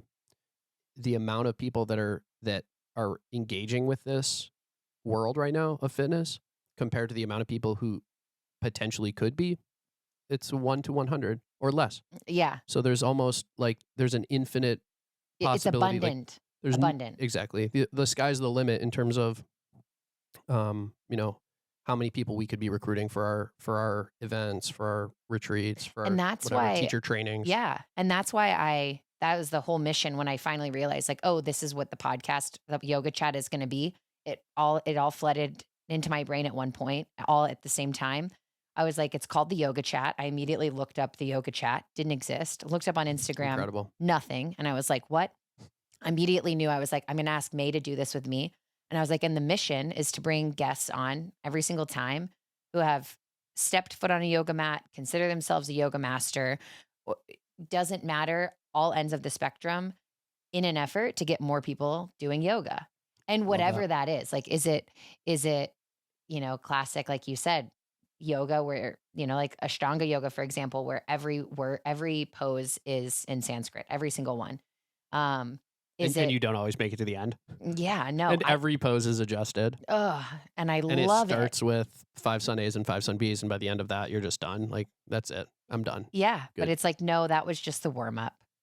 Same with like Bikram, right? Like you start, what's a crazy pose? I haven't taken a Bikram class in real Yeah. life, only like virtually, which Oh, I've doesn't taken count. a couple. What's the first pose that you do? It's like ridiculous. I can't remember. I think it's because it's the foot is in lotus, right? I Like think you're so. doing a forward fold in lotus. Yes. I don't remember the name of that, I don't know any of the but it's like like one leg is in Up. lotus, the other leg is extended, Yes. and then you you're forward folded. fold. Yeah.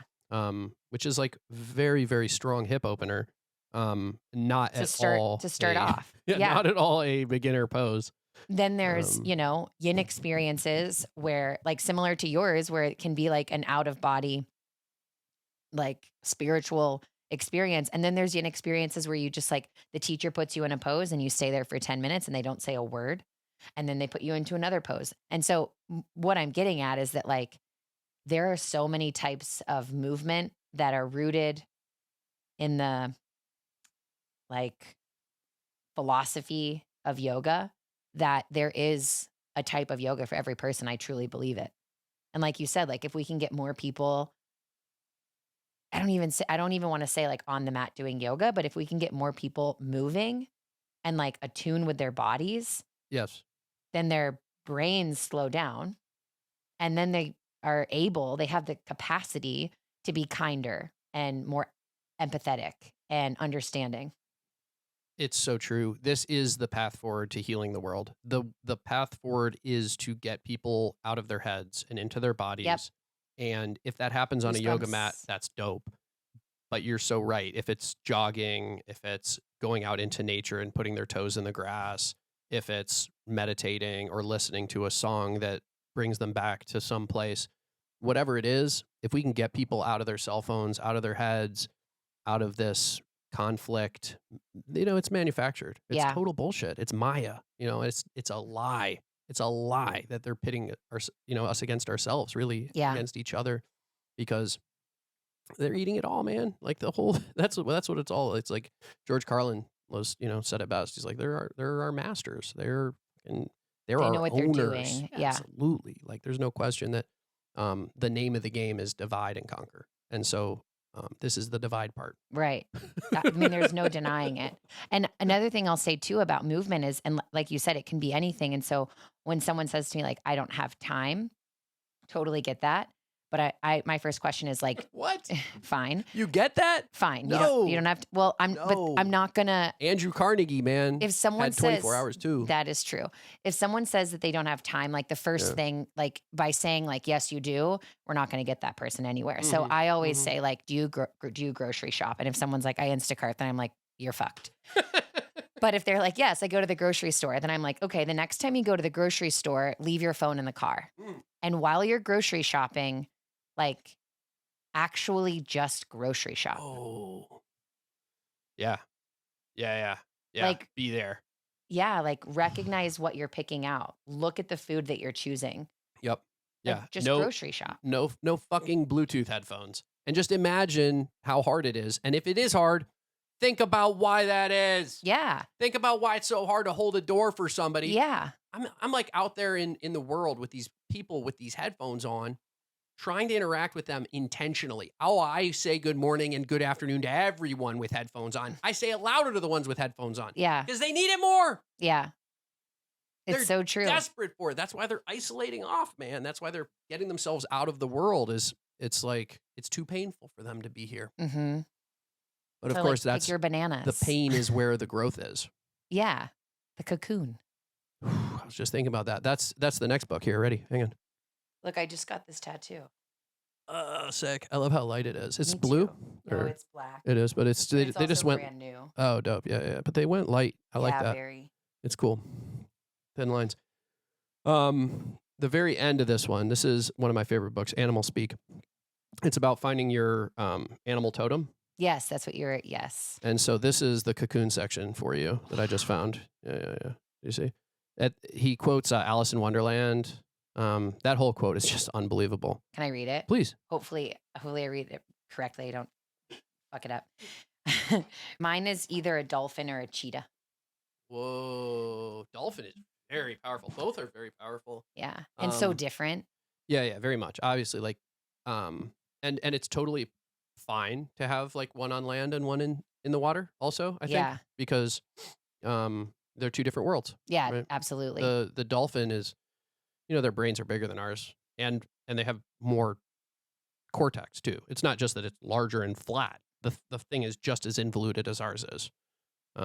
They also have two brains. They also have giant hippocampi, so their memory is just Outrageous. off the charts. I feel like their like capacity to love and to feel joy is just like so grand. They have advanced language. I mean, you talk to the people who've trained these. I would love to bring somebody on like that. Could you imagine? That would being be like a so dolphin trainer? cool. Have you ever met one? I haven't. Never. No, we've been to SeaWorld though. After the it was really weird. It was like we were in Miami. I don't think it was SeaWorld. SeaWorld is like Orlando, right? Yes. It's called the Miami Seaquarium.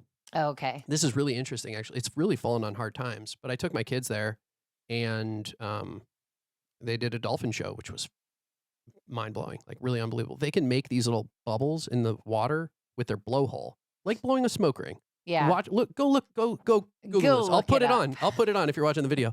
But they literally shoot a little bubble of air out of their blowhole while they're underwater, and then they use their nose to manipulate it split it into two bubbles and then bring it back into one. And I wonder if it's just play or if like it's a way to communicate.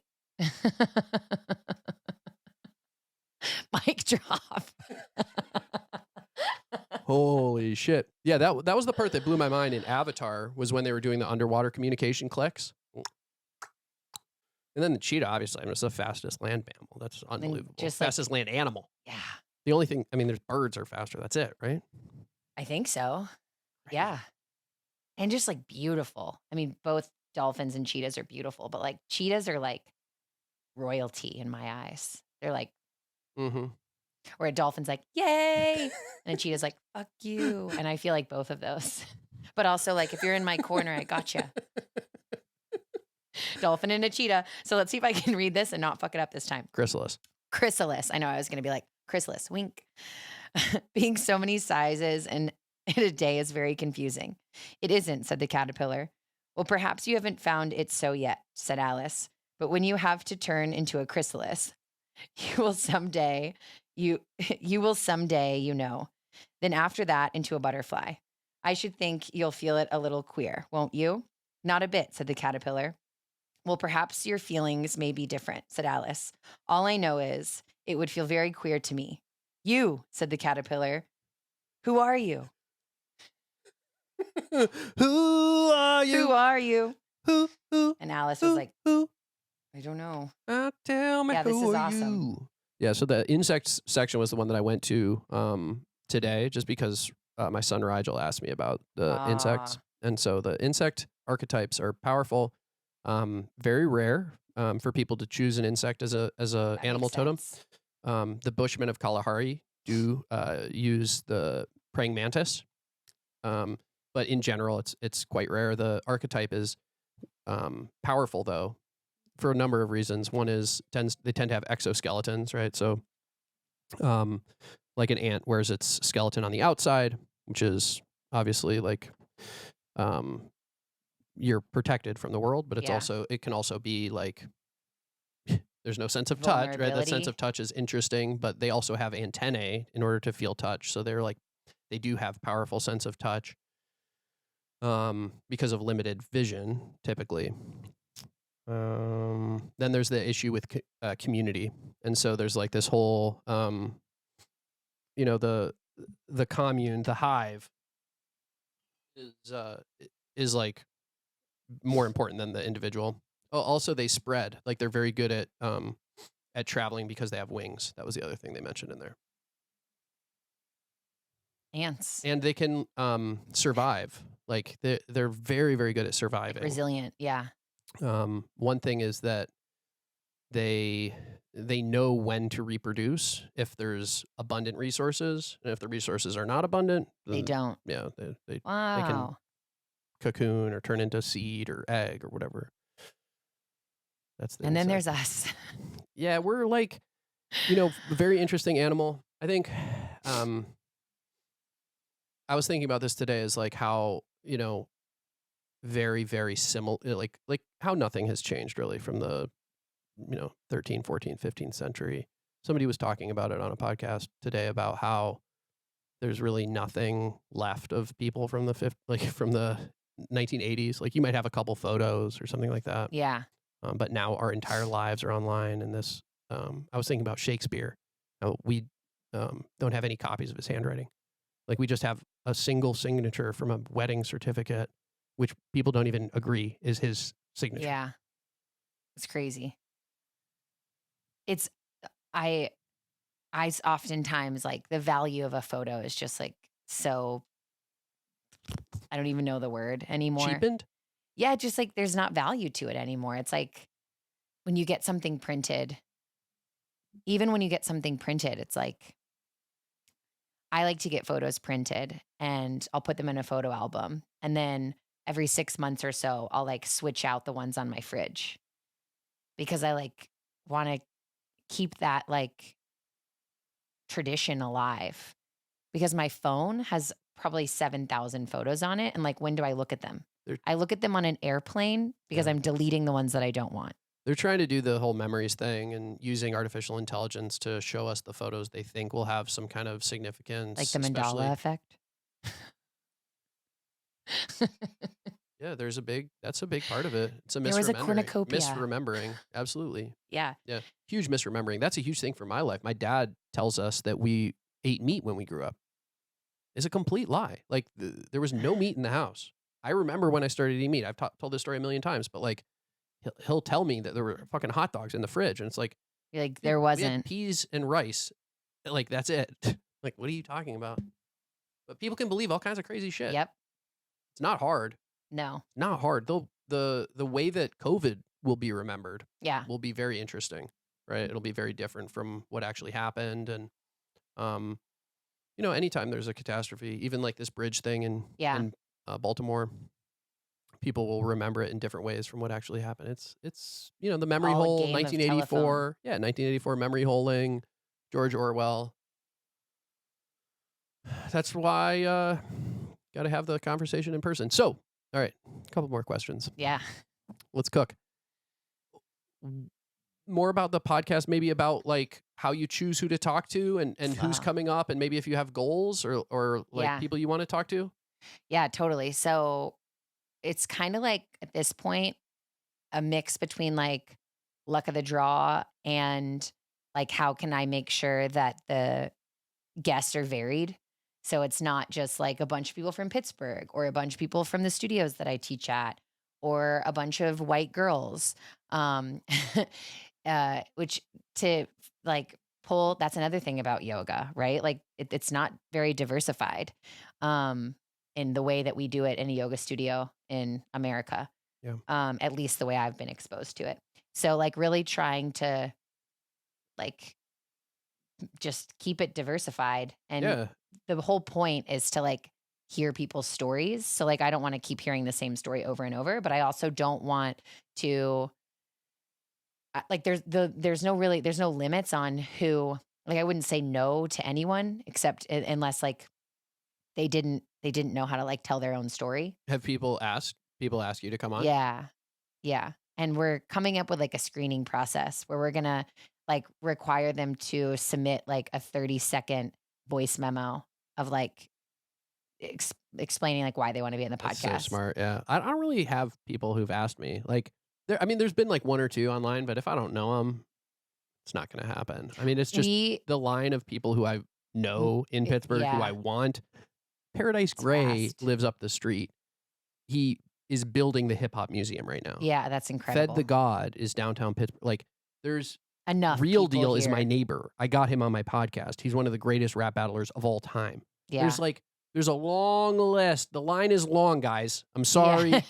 Yeah. Shout out to you and your musical project. It's dope. Like, whatever. I didn't listen. But yeah, no, I mean, there's a reason, like, I built this, and it wasn't because I was trying to make money or, Right. or Oh, like, God.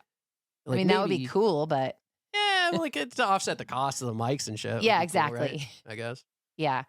And then goals, like I just want, in terms of, so two different answers here. One, like goals in terms of guests.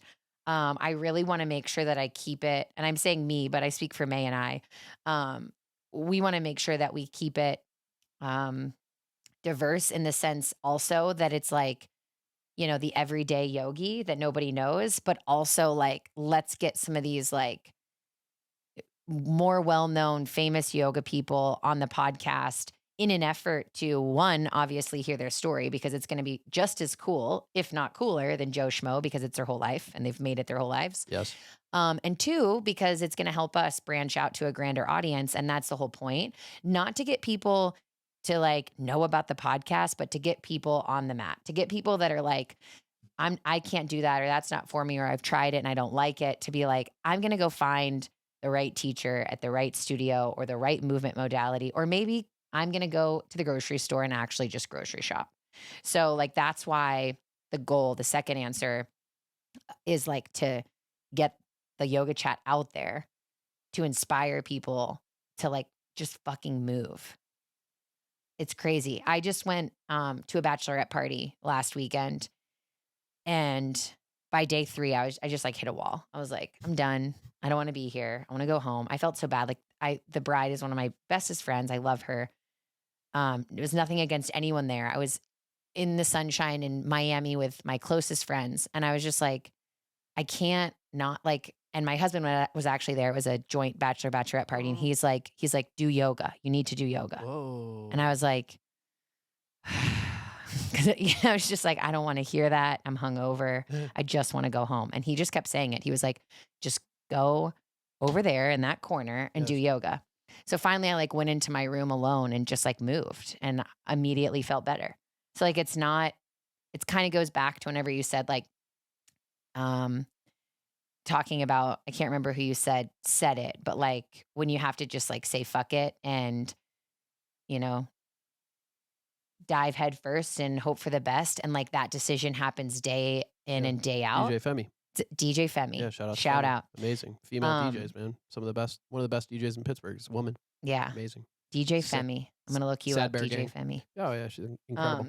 Yeah. So it's the same thing with movement. Like, it's not like you can't just like choose it one day and then not choose it again. Like, it has to be, and it doesn't have to be rigidly consistent like you were talking about. Sometimes you'll take 3 or 4 classes a week, then you'll stop for a few months and do something else. You'll go for a jog, you'll go for a walk, whatever.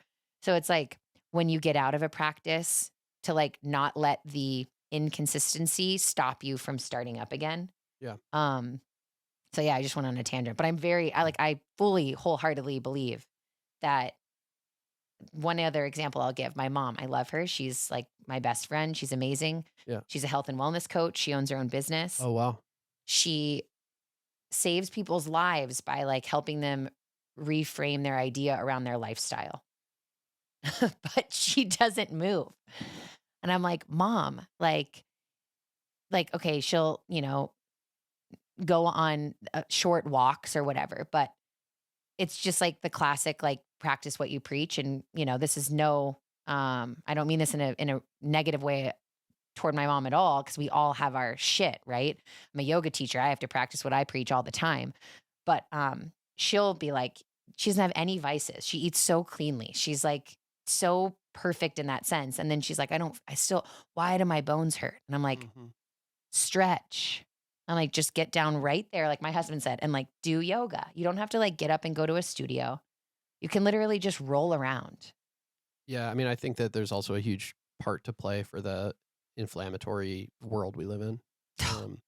The food is inflammatory. I could EMFs go are on and probably on. inflammatory.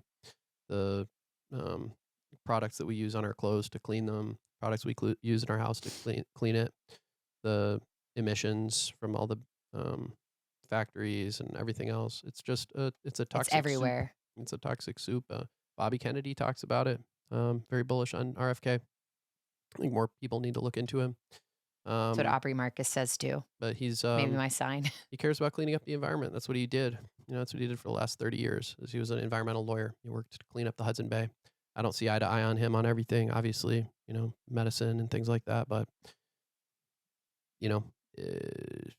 I'm definitely not voting for Trump or Biden. So it'd be dope if there was somebody, else, and there is. And Yeah. so, hey, I will say too about like not to go on another tangent, but like it hurts my heart. It hurts my soul how easy yet hard it is for people to eat cleanly, and how there are so many people out there that think they're doing the right thing, but they don't know that they're not, because of what we were talking about before, like divide and conquer. It's all bullshit. And it's not hard, but it's a whole reframing of the way that you see foods at the grocery store to know how to buy them. And Yeah. even then, it's like we're still filling ourselves with toxins. I think that, But yeah, I tell people this. I tell my patients this. I say, eat food that looks like food. Don't eat food with ingredients. Shop on the outside of the grocery store. yeah, shout out to, now I can't remember what it's called. Happy Cow? Family Cow. It's the Family Cow. Yeah, in Family Irwin. Cow. Yeah. You know about them? Well- That's where I well, get my food. They have like lots of different pickup spots now. So Green Tree. That's where I get my raw milk. Yeah, raw milk, raw cheese, sour cream, don't know if I'm allowed to say that. kefir. It's secret. It's secret, but yeah. Shh. The one thing about the book that I'm lending you. Yeah, thank I'm you. getting it back, by the way. Yeah, Next time I definitely. come to your class. I was going to say you have to come to my class to get it back. Yeah, that'll be good. It'll be all just like soaked in water, just like You should just come to a in yoga pile flow of sweat. class, because Oh, that would be dope. that I'm into one's that. different. I was looking for you on the calendar. Maybe I was Thursday, I looking. I'm out of town wrong. a Okay, lot okay. on the weekends coming up, but yeah. Thursday night, Shady Side, 6 Cool. p.m. All right, done. Dynamic somatics. Let's go. It reminds me of the word semantics, but whatever. Yeah, Thursday's tricky, but I'll make it one of these days. So she's all about the vegan diet. Like that's her thing. Is like I guess she's a vegetarian. Like whatever. I guess it's a pretty big difference, but I've been a vegetarian for whatever she says 25 years, and yeah, it's not my shtick. It's not my path. But I liked what you said. Also, was like not everybody's got the same path when it comes to food. Like you got to figure it out. That's very Ayurvedic too, right? Yeah. The Ayurvedic kind of tradition is some people need that lettuce like to kind of cool down. Like, Yeah. some people need spicy food Right. because they're kind of boring. And Like- yeah. And like I'm very pitta, so like I don't need necessarily the spicy foods, but my Yes. friends that study Ayurveda, they'll say like, okay, but you don't also have to avoid them. Mm. So like I'm taking ginger turmeric shots in the morning. Like, is that wrong? And they're like, I don't know. Like, how do you feel in the morning? Does it make you feel good to do that or Yeah, not? Like, yeah. I'm not going to say that you should or shouldn't, no matter if you're pitta, kapha, vata, it doesn't matter. Yes. So that's like, It's wild to me how people are willing to just stay sick, though. That's the thing that blows my mind. When you see somebody walking around and their skin is just completely covered in just plaques, just the plaque psoriasis and the rashes. And like you look at their body and it's like your body is yelling at you that you are doing the wrong thing. You are putting the wrong fuel in the vehicle. If you had a car that only Yeah. took diesel and you were putting sugar in the gas tank, that's what they're doing, by the way. literally. That's literally what it is sugar. It's just bread, pasta, sugar, and that's the reason they're fucked. But Yeah. if you were doing that, your car is going to run like shit. It's going to die. Like that's literally what people are doing, just eating fast food, greasy, cheap, just garbage and expecting to get good results. Yeah. It's insane. I used to think that it was all exercise. Like as long as you exercise, you can put whatever you want in your body and you're going to have good results. You can't outrun the I just fork. think, I think the older you get, it shifts. Shows up. Something shifts because it's a cumulative effect. Yeah. All of that inflammation over the years starts to add up, goes into your spine. The fountain of youth is the spine. And you start to feel that kind of The effects. Exactly. So that's the goal. Okay. So for the podcast, the important one for you is Eddie Stern. please interview Eddie Stern. Okay. Eddie Stern. Unbelievable story. You know, he was one of Patabi's students. He's like hardcore Ashtangi. He runs the studio in Brooklyn called, oh, this is embarrassing, Ganesha Temple or something. Okay. Something like that. And I mean, it's just an unbelievable story. He was like a punk. He was like a punk musician who took a yoga class and became one of the like most important students of Patabi. He's on our list officially. Yeah. Yeah. And he does podcasts. Like he's sweet. interviewed, who's the woo woo guy who was kind of like Sam Harris's friend for a while. He does like that alternative, like everything is kind of like pseudoscience, but he's also like totally brilliant. Anyway, I'll put it in the notes, but he's done like some podcasts with him. And so like he'll maybe do it. That'd be dope. That would be That'd awesome. Be really cool. There's like, I think somebody named Brian Swenson, the type of people that do like the guest teacher spots. It's genius. If I was trying to like blow it up, especially because you don't have them in house, right? Exactly. Yeah. So you can take anybody, the whole world. We've had that's what we should do. And the thing is, we've been reaching out to people too, but I think that's a really good idea to like find their information that way. What about the retreat idea? So what has your experience been on retreat, and like who did it right, and what are you trying to build? So I'm working with my friend Catherine Gignac, who owns a company called The Retreat. She's here in Pittsburgh. She used to teach at a studio, hasn't taught in years. So she started hosting retreats in Tulum and then realized like, oh shit, I'm pretty good at this and like I can do this in other places. So she hosted a retreat in Iceland last year. I went on that. It was sick. Amazing. Wow. And she's hosting the Swiss Alps next year, which can be sick. Keeps that Tulum baby in there because it's just like easy. And asked me to, our friend, Nicole Barley, co-facilitates Iceland with her. So this year I reached out to her a while ago and didn't know her from Adam other than like, I went to her yoga classes when I was in college and thought she was really cool. And I was like, I want to be like you. And we recrossed paths like a decade later. She showed up to my class and I was like, holy fuck, Catherine Gignac's in my class. Act normal, do what you do. And after class, she came up to me and she was like, I just want to let you know, like, I haven't enjoyed yoga in a really long time. And like, that was amazing. Can I just give you a hug? And I was like, you don't understand who I am. I know you. You don't know me. I am such a fangirl. This means so much. I like did cry. And then she was like, oh my God. But no, so that was an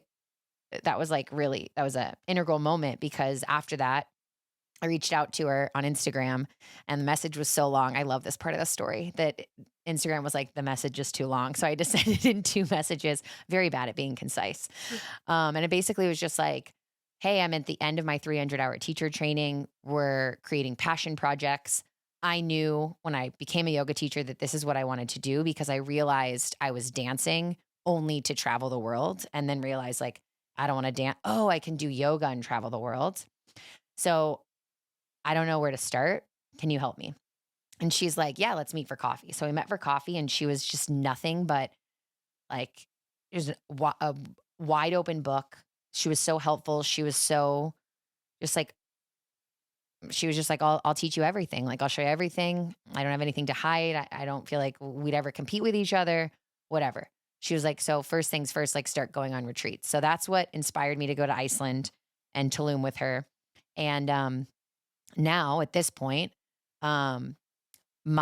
she's hired me on along with Nicole and our friend Presley.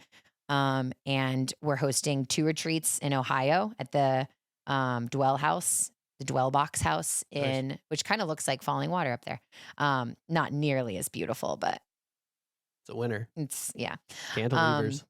So it doesn't actually look like that at all. They tried, but it's beautiful. It's beautiful. So we're hosting 2 in Ohio, one May 31st to June 2nd and one August 9th to 11th. Nice. So that's like just a quick weekend trip. It's an hour and a half away from Pittsburgh. And then Presley and I are collaborating on one in Tulum. And the goal there is that Catherine is going to be there, like actually be there to help coach us in the background so that we can like learn how to do this through her and then eventually host our own retreats through the retreat. And the cool thing about that, it's kind of similar to like what I was talking about in terms of like facilitating trainings that I didn't write. At basically, Catherine is in charge of like the logistics, the booking, the marketing, the website, the pulling in of lots of money and sending it to the resorts.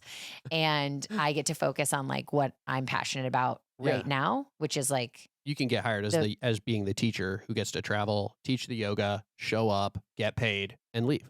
You don't have to deal with any of the bullshit. Right. You don't have to hold hands with the and people somehow and answer their questions. Is this going to be vegan for me? Is this going to be a fucking, am I going to get the right food? Am I going to get, Yeah. none. Just keep it moving. Yep. But you don't make nearly as much money. Yeah, exactly. But like to get, well, one, like I want to say to get started, it's like, it's a treat because Right. I can learn through her. So it's that's like, the big goal is you want the experience of seeing what the retreat is like on the kind of leadership side. And that way you'll yeah, like, she'll show you the ropes enough that you can do it next time. Or you Yeah. can hire somebody to do it that won't take as much yeah. money. Well, I mean, and I will say too, like what she is taking is totally fair. Yeah.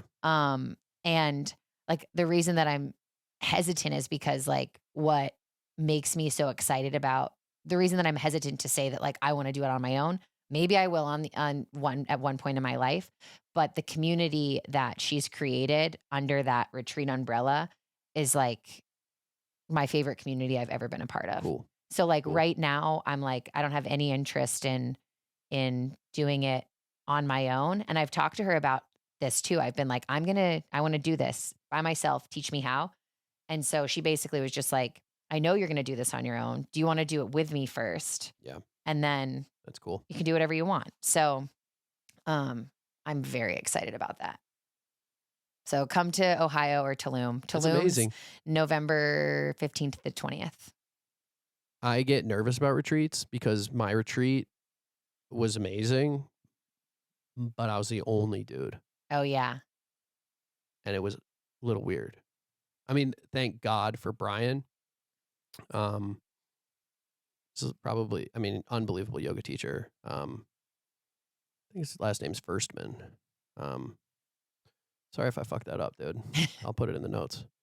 But yeah, I mean, he gave me an incredible private session on the on retreat and spent a lot of time with me. Like That's took me into awesome. town. Have you done Tulum yet? Where were you? Yes. Yeah. Cool. Yeah. Like we rented bikes and rode into town, and like he took me to a nice little bar and we got to eat together and chill. But it was not ideal. Yeah. Thank God for my man. Thank you, Brian. Yeah. I would rather have, I think, had a Not little been the only guy. mix. Yeah, I had a little mix. Yeah. Totally. I love a mix. I have 3 younger brothers, so Yeah. I always love like that masculine energy. We had 2 in Tulum this past out of 28. That's a big group. 25, 28. Yeah. I Wow. think there was 28. Were you were teaching? No, I was yoga, just or there. You were there. Yeah. I did teach yoga the last day. That's a lie. But yeah, I was just there being a part of it and loved it. The one guy, Scott Ritter, love him. He is Catherine's uncle. It was the first time he'd been on one of her retreats, and she calls him Scott. But I was just like, I have to call him Uncle Scott. So I just kept calling him Uncle Scott, and then eventually I was like, I should ask, is it okay if I call you Uncle Scott? And he was like, it's totally cool. And I was like, great.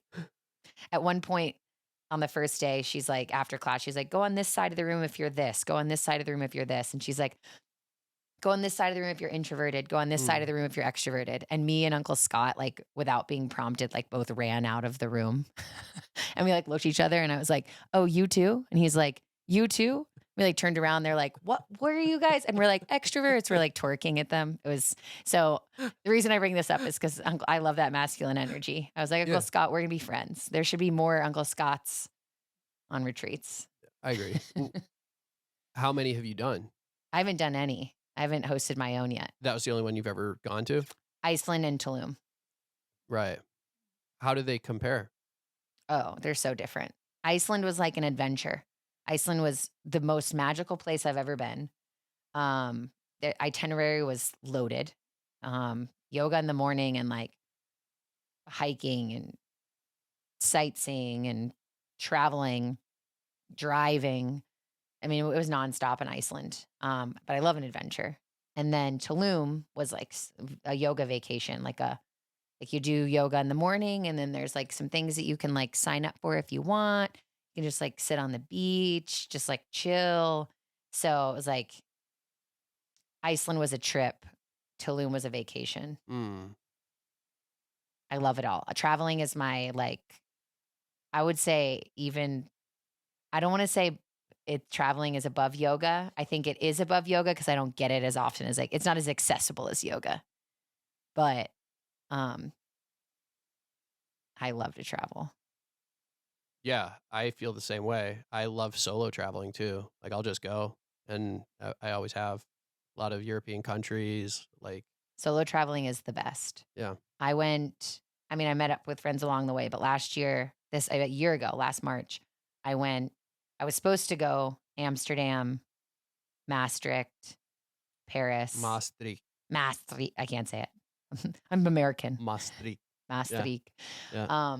My flight, I had a layover from London to Amsterdam, and the flight got canceled. So I got also to explore London alone. Oh, cool. Yeah, So it was great. yeah. I love London. I was there with my 2 German friends, but I camped out in Maastricht on a hillside. All we had Wow. was like a bag of paprika chips, and so it was like for 3 days. Um, we ran out of money. We spent it all in the cafe, if you know what I'm saying. Yeah. And Coffee shop, no didn't space. didn't have any money to take the train back to the plane to get me home. I was 16. I was on Oh no. I called my dad for money. I go, Dad, I'm out of money. I need you to wire some to my friend or whatever. He goes, No. there's no money. You're getting on that plane, or there's never any money ever again. Oh my God. And I was like, all right, we got to hitchhike. So we started hitchhiking, and I would hide in the bushes, and the girl I was with would stand out there and put her thumb out, and we get somebody to stop. First car took us all the way to Bitburg, which is like I think it's in Germany, like Belgium. You have to go through Belgium, Luxembourg, almost hit Liechtenstein, but then you get to Stuttgart where I needed to go. I guess for the airplane or whatever. I'd been up for like 2 weeks straight, hadn't slept. She met me because I was at this party on the Klein-Comburg in Germany. We would like go up to the top of this mountain. There was an old castle up there. The thing that's crazy about Europe, especially in Germany, is the higher you go, eventually, if you get to the top of the hill, there's ruins. It's not like America. Like in America, Yeah. you can like climb around and there's nothing there, but Europe's just old. Yeah. It's just like old. And so there's this it's called Klein-Comburg outside of Stuttgart. Schwäbisch Hall is the name of the town. And I was dancing to 50 Cent. I remember Get Rich or Die Trying. I don't remember the jam. It was probably like Back Down or something. And I was dancing on the top of the rampart, and I fell, hit my head. I had Oh a my concussion. I God. was done, and they just left me up there Oh my on the God. mountain. And I wake up, and she was looking down at me. She's like, "Are you okay? Like, what's up?" And I was like, "Oh my God! Like, you're incredible! Like, you saved my life. Can we go to Amsterdam?" And she's like, "No, I got somewhere better." And we went to Maastricht. I bet we were at the same, very different times. I can't believe you were 16 when that happened. Well, the first time I went to I can see the Amsterdam, my train mom took station. me. I was 13. So, then had Hippies. equal. Yes. She paid for it. Let's put it that way. In Maastricht, we had to get, I had to get on a train going to Belgium to get to Paris. And the Belgium trains were Belgian. Wow, I couldn't say that. Were like stopped for whatever reason. I Yeah. don't know. So Yeah. the lady in Hat eine Verspätung. so much crazy shit happened. So there was these other two people my age. One was from Vienna. The other one was from, I can't remember. And we're like, what are we going to do? And we're like, maybe we can take a cab to, Oh my God. to Brussels. And this guy goes, yeah, let's all get in the cab together and we can split the fare. And I literally thought to myself, like, that is the line from Taken. It's literally what he says. Let's take a cab. We can split the fare. And I knew it. I was like, okay. So I get in the back of this cab between this European girl and guy and was just like, please get me to the train station in fucking Brussels.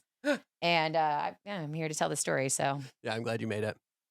I also made it to the plane, but it was like really nip and tuck. My mom had to meet me because I slept, because remember I said I'd stayed out for 2 Yeah. weeks, and so I finally passed out on the train, and I missed the Flughafen, which is the airport, and I got to the train station, which is the Bahnhof. Oh, So instead no. of stopping at the air, anyway, I needed a cab, but I had no money, as I mentioned, and so I tried to pay the guy with a bottle of vodka, and he was not having it. So I had to get my mom to come and give the guy money, and then we had to ride in a cart in order to make it to the Oh, plane because the God. plane was leaving. And so she pretended that my sister had Was an sick. injury to her foot, I think. She goes, my daughter, they ran over her foot. We need a cart now. Oh my God. Which is actually a big Bicky Goldzer maneuver. Yeah. My mom would never do anything like that. My grandma would. But she knew we needed to make the plane, and we got on. So that was pretty funny. I think that's how It's the story wild. went. I might be making up little bits and pieces. It was That's a wild a story. long time ago. All right, so that's the retreat idea. So where would you take it? What are where do you think? I guess you're going to Ohio, but Yeah. like, But that's what's the just- idea? So, I mean, I want to anywhere and everywhere, but I think my biggest dream would be Bali, since I was like right there and then Wow. wasn't able to go. Wow. So Bali, there's nothing off limits. For example, for my 30th birthday, which is coming up this fall. Yeah, big 3-0. I said to my husband, I'm like, all I want to do is take a trip with you. And he's not a big traveler, which is fine. I travel without him and it works. It's good. Yeah. But I was like, please come with me. And he's Aw. like, where do you want to go? And I was like, I will go anywhere. So like, where do you want to go? Because Yes. you don't want to go anywhere. And like, I will literally go anywhere. Bali's top of the list.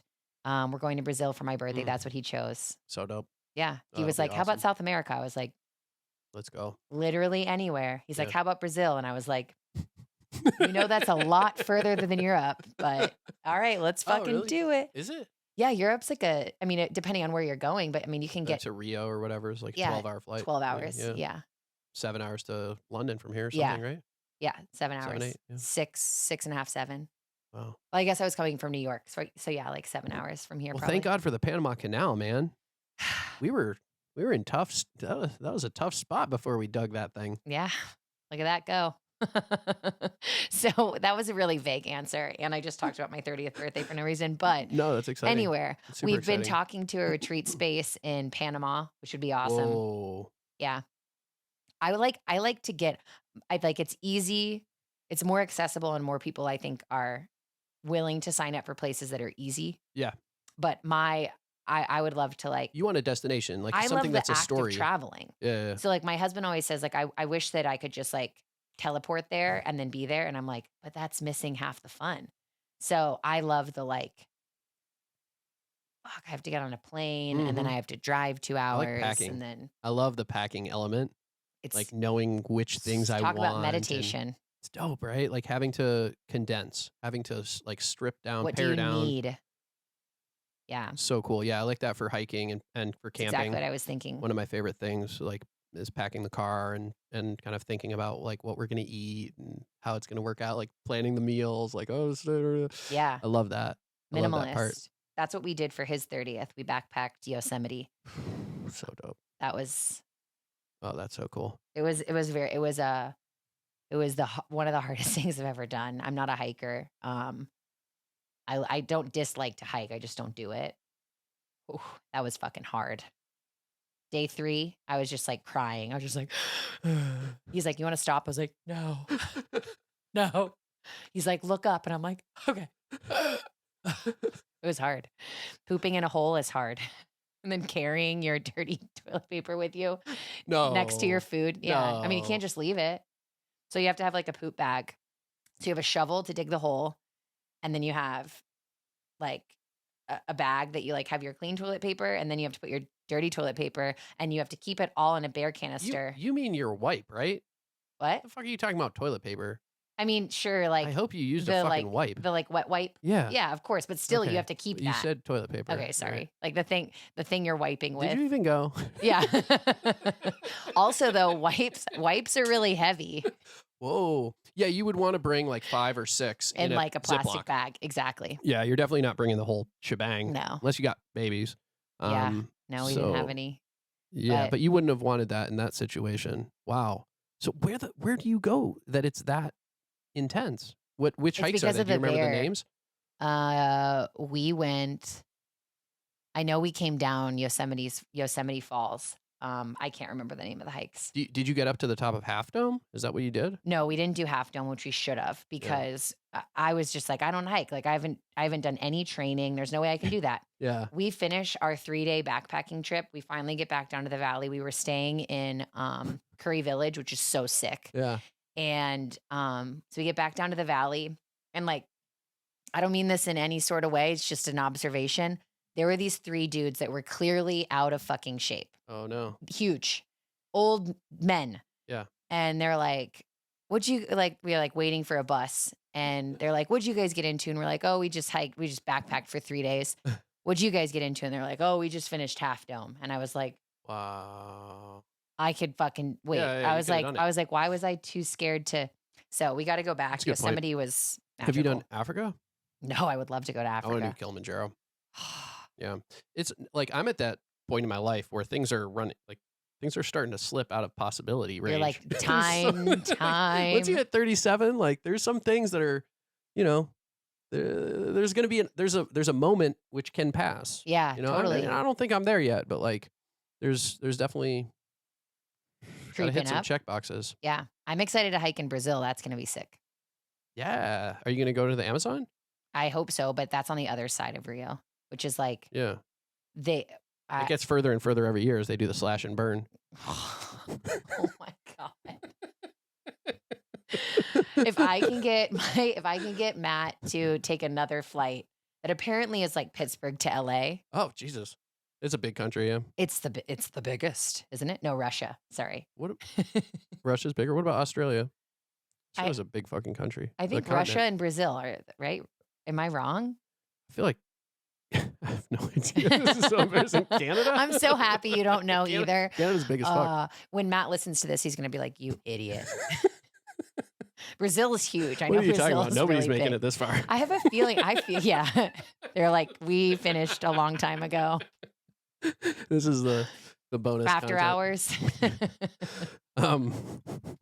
Sick. Well, that's great. I'm excited for the future of the podcast. I'm excited for the retreats. I will come Thank you. and retrieve my book from your Thursday class. That'll be Yes. dope. And come take Montana's class at Yoga 6. It's not easy. It's worth it. It's not easy. There are easier ones. And teacher but- training too. You've got Yeah, teacher training. that'll be good. Yeah, 200 hour will happen again next year. The 300 hour is officially open. Yay. We have, technically, we have 3 spots left. Wow. All right. which- Filling up fast. Yeah, registration opened on Friday. The 300 hour, the idea is that you can lead teacher trainings once you have a 300 hour. Yeah, you can you lead can a lead- 200 hour. You can make your own. You can create your own 200 hour and host it. And it's Yoga Alliance certified. Dope. Dope. We like that. Yeah, go Yoga Alliance. Look, Yoga Alliance. YA Oh, yeah, I got that. Where- or like Yoga Alliance. Hey, Yoga Alliance, this one's for you. Why? Yeah, YA, you fucking suck. Just kidding. I mean, but you do. Who are they? Yeah, literally. I a just good- want to know. That was a good full circle, though. Yeah, no, that's pretty solid. Yeah, who's getting that money? Where's the money going? Not to the yoga teachers. Does it help with insurance? Do they cover you? Like, do No. they send a lawyer if you get sued if somebody you have to get falls your out the own window like insurance. they did at Yoga Vita? You No. didn't hear that story. I told it before on the podcast, but in Which Hilarious episode? class. I I'll don't know. listen to it. When I Fell interviewed out the window. in Hilarious class. Yeah, that's what the studio almost ended. Yeah, it was crazy. I That's wasn't in the class. I wasn't there, but that's the story. Probably with Suzanne Nagel, right? That's the only other yoga episode I've done. Yeah. Okay, cool. I'll listen to it. Yeah, she's Shout out she's Suzanne. super cool. She is. Her sequencing is out. She's doing a lot of she's doing a lot of retreats too. The ones that I've been looking at were the ones that I've been trying to go to were things like Greece, Portugal. My friends in LA do a lot in Portugal. Those girls that I was talking about at Skyting. They also have there's a studio out in LA called Love with amazing teacher. And I should shout out Katona Yoga too. If you can get the woman from Katona Yoga, ooh, wild. Yeah. And look her stuff up too. I'll link you to it. But Greece, Portugal, there's some in Costa Rica, I feel, and then out west. All those places sound amazing. Yeah. Yeah, and like more like New Mexico, Arizona. I love Taos. That would be sick. I would do Taos any day. I love the playa. For me, like the playa is where it's at. Like in terms of my body, I like for it to change. I like the heat, the dry heat, and then the cool. I love when it gets cold. Yeah, I like the cold too. Crisp, Pitta. the stars. Yeah, I like the stars, the clear skies. Pittsburgh, man. Underrated, baby. Where the stars at, baby? Where the stars at? I need you. Well, Montana, thanks for doing it. It's been dope. Thank you. Yeah, thank you so much for your time. And Of course. do you want to tell people where they can find you online or how they can join the movement? Yeah. So at the Yoga Chat on Instagram, woo, and at Monty Fresh, MONTI Fresh. Love it. Yeah, and you can find my yoga schedules and retreat schedules and training schedules and all that stuff there. Link in bio. Yeah, link in bio, or just slide in those DMs. Slide in the DMs. Why did I whisper? We're going to go get a picture. She's going to do the mustache, and I'm going to do my mustache, and we're going to get a picture. Goodbye. Thank you. Thanks for tuning in. We love you.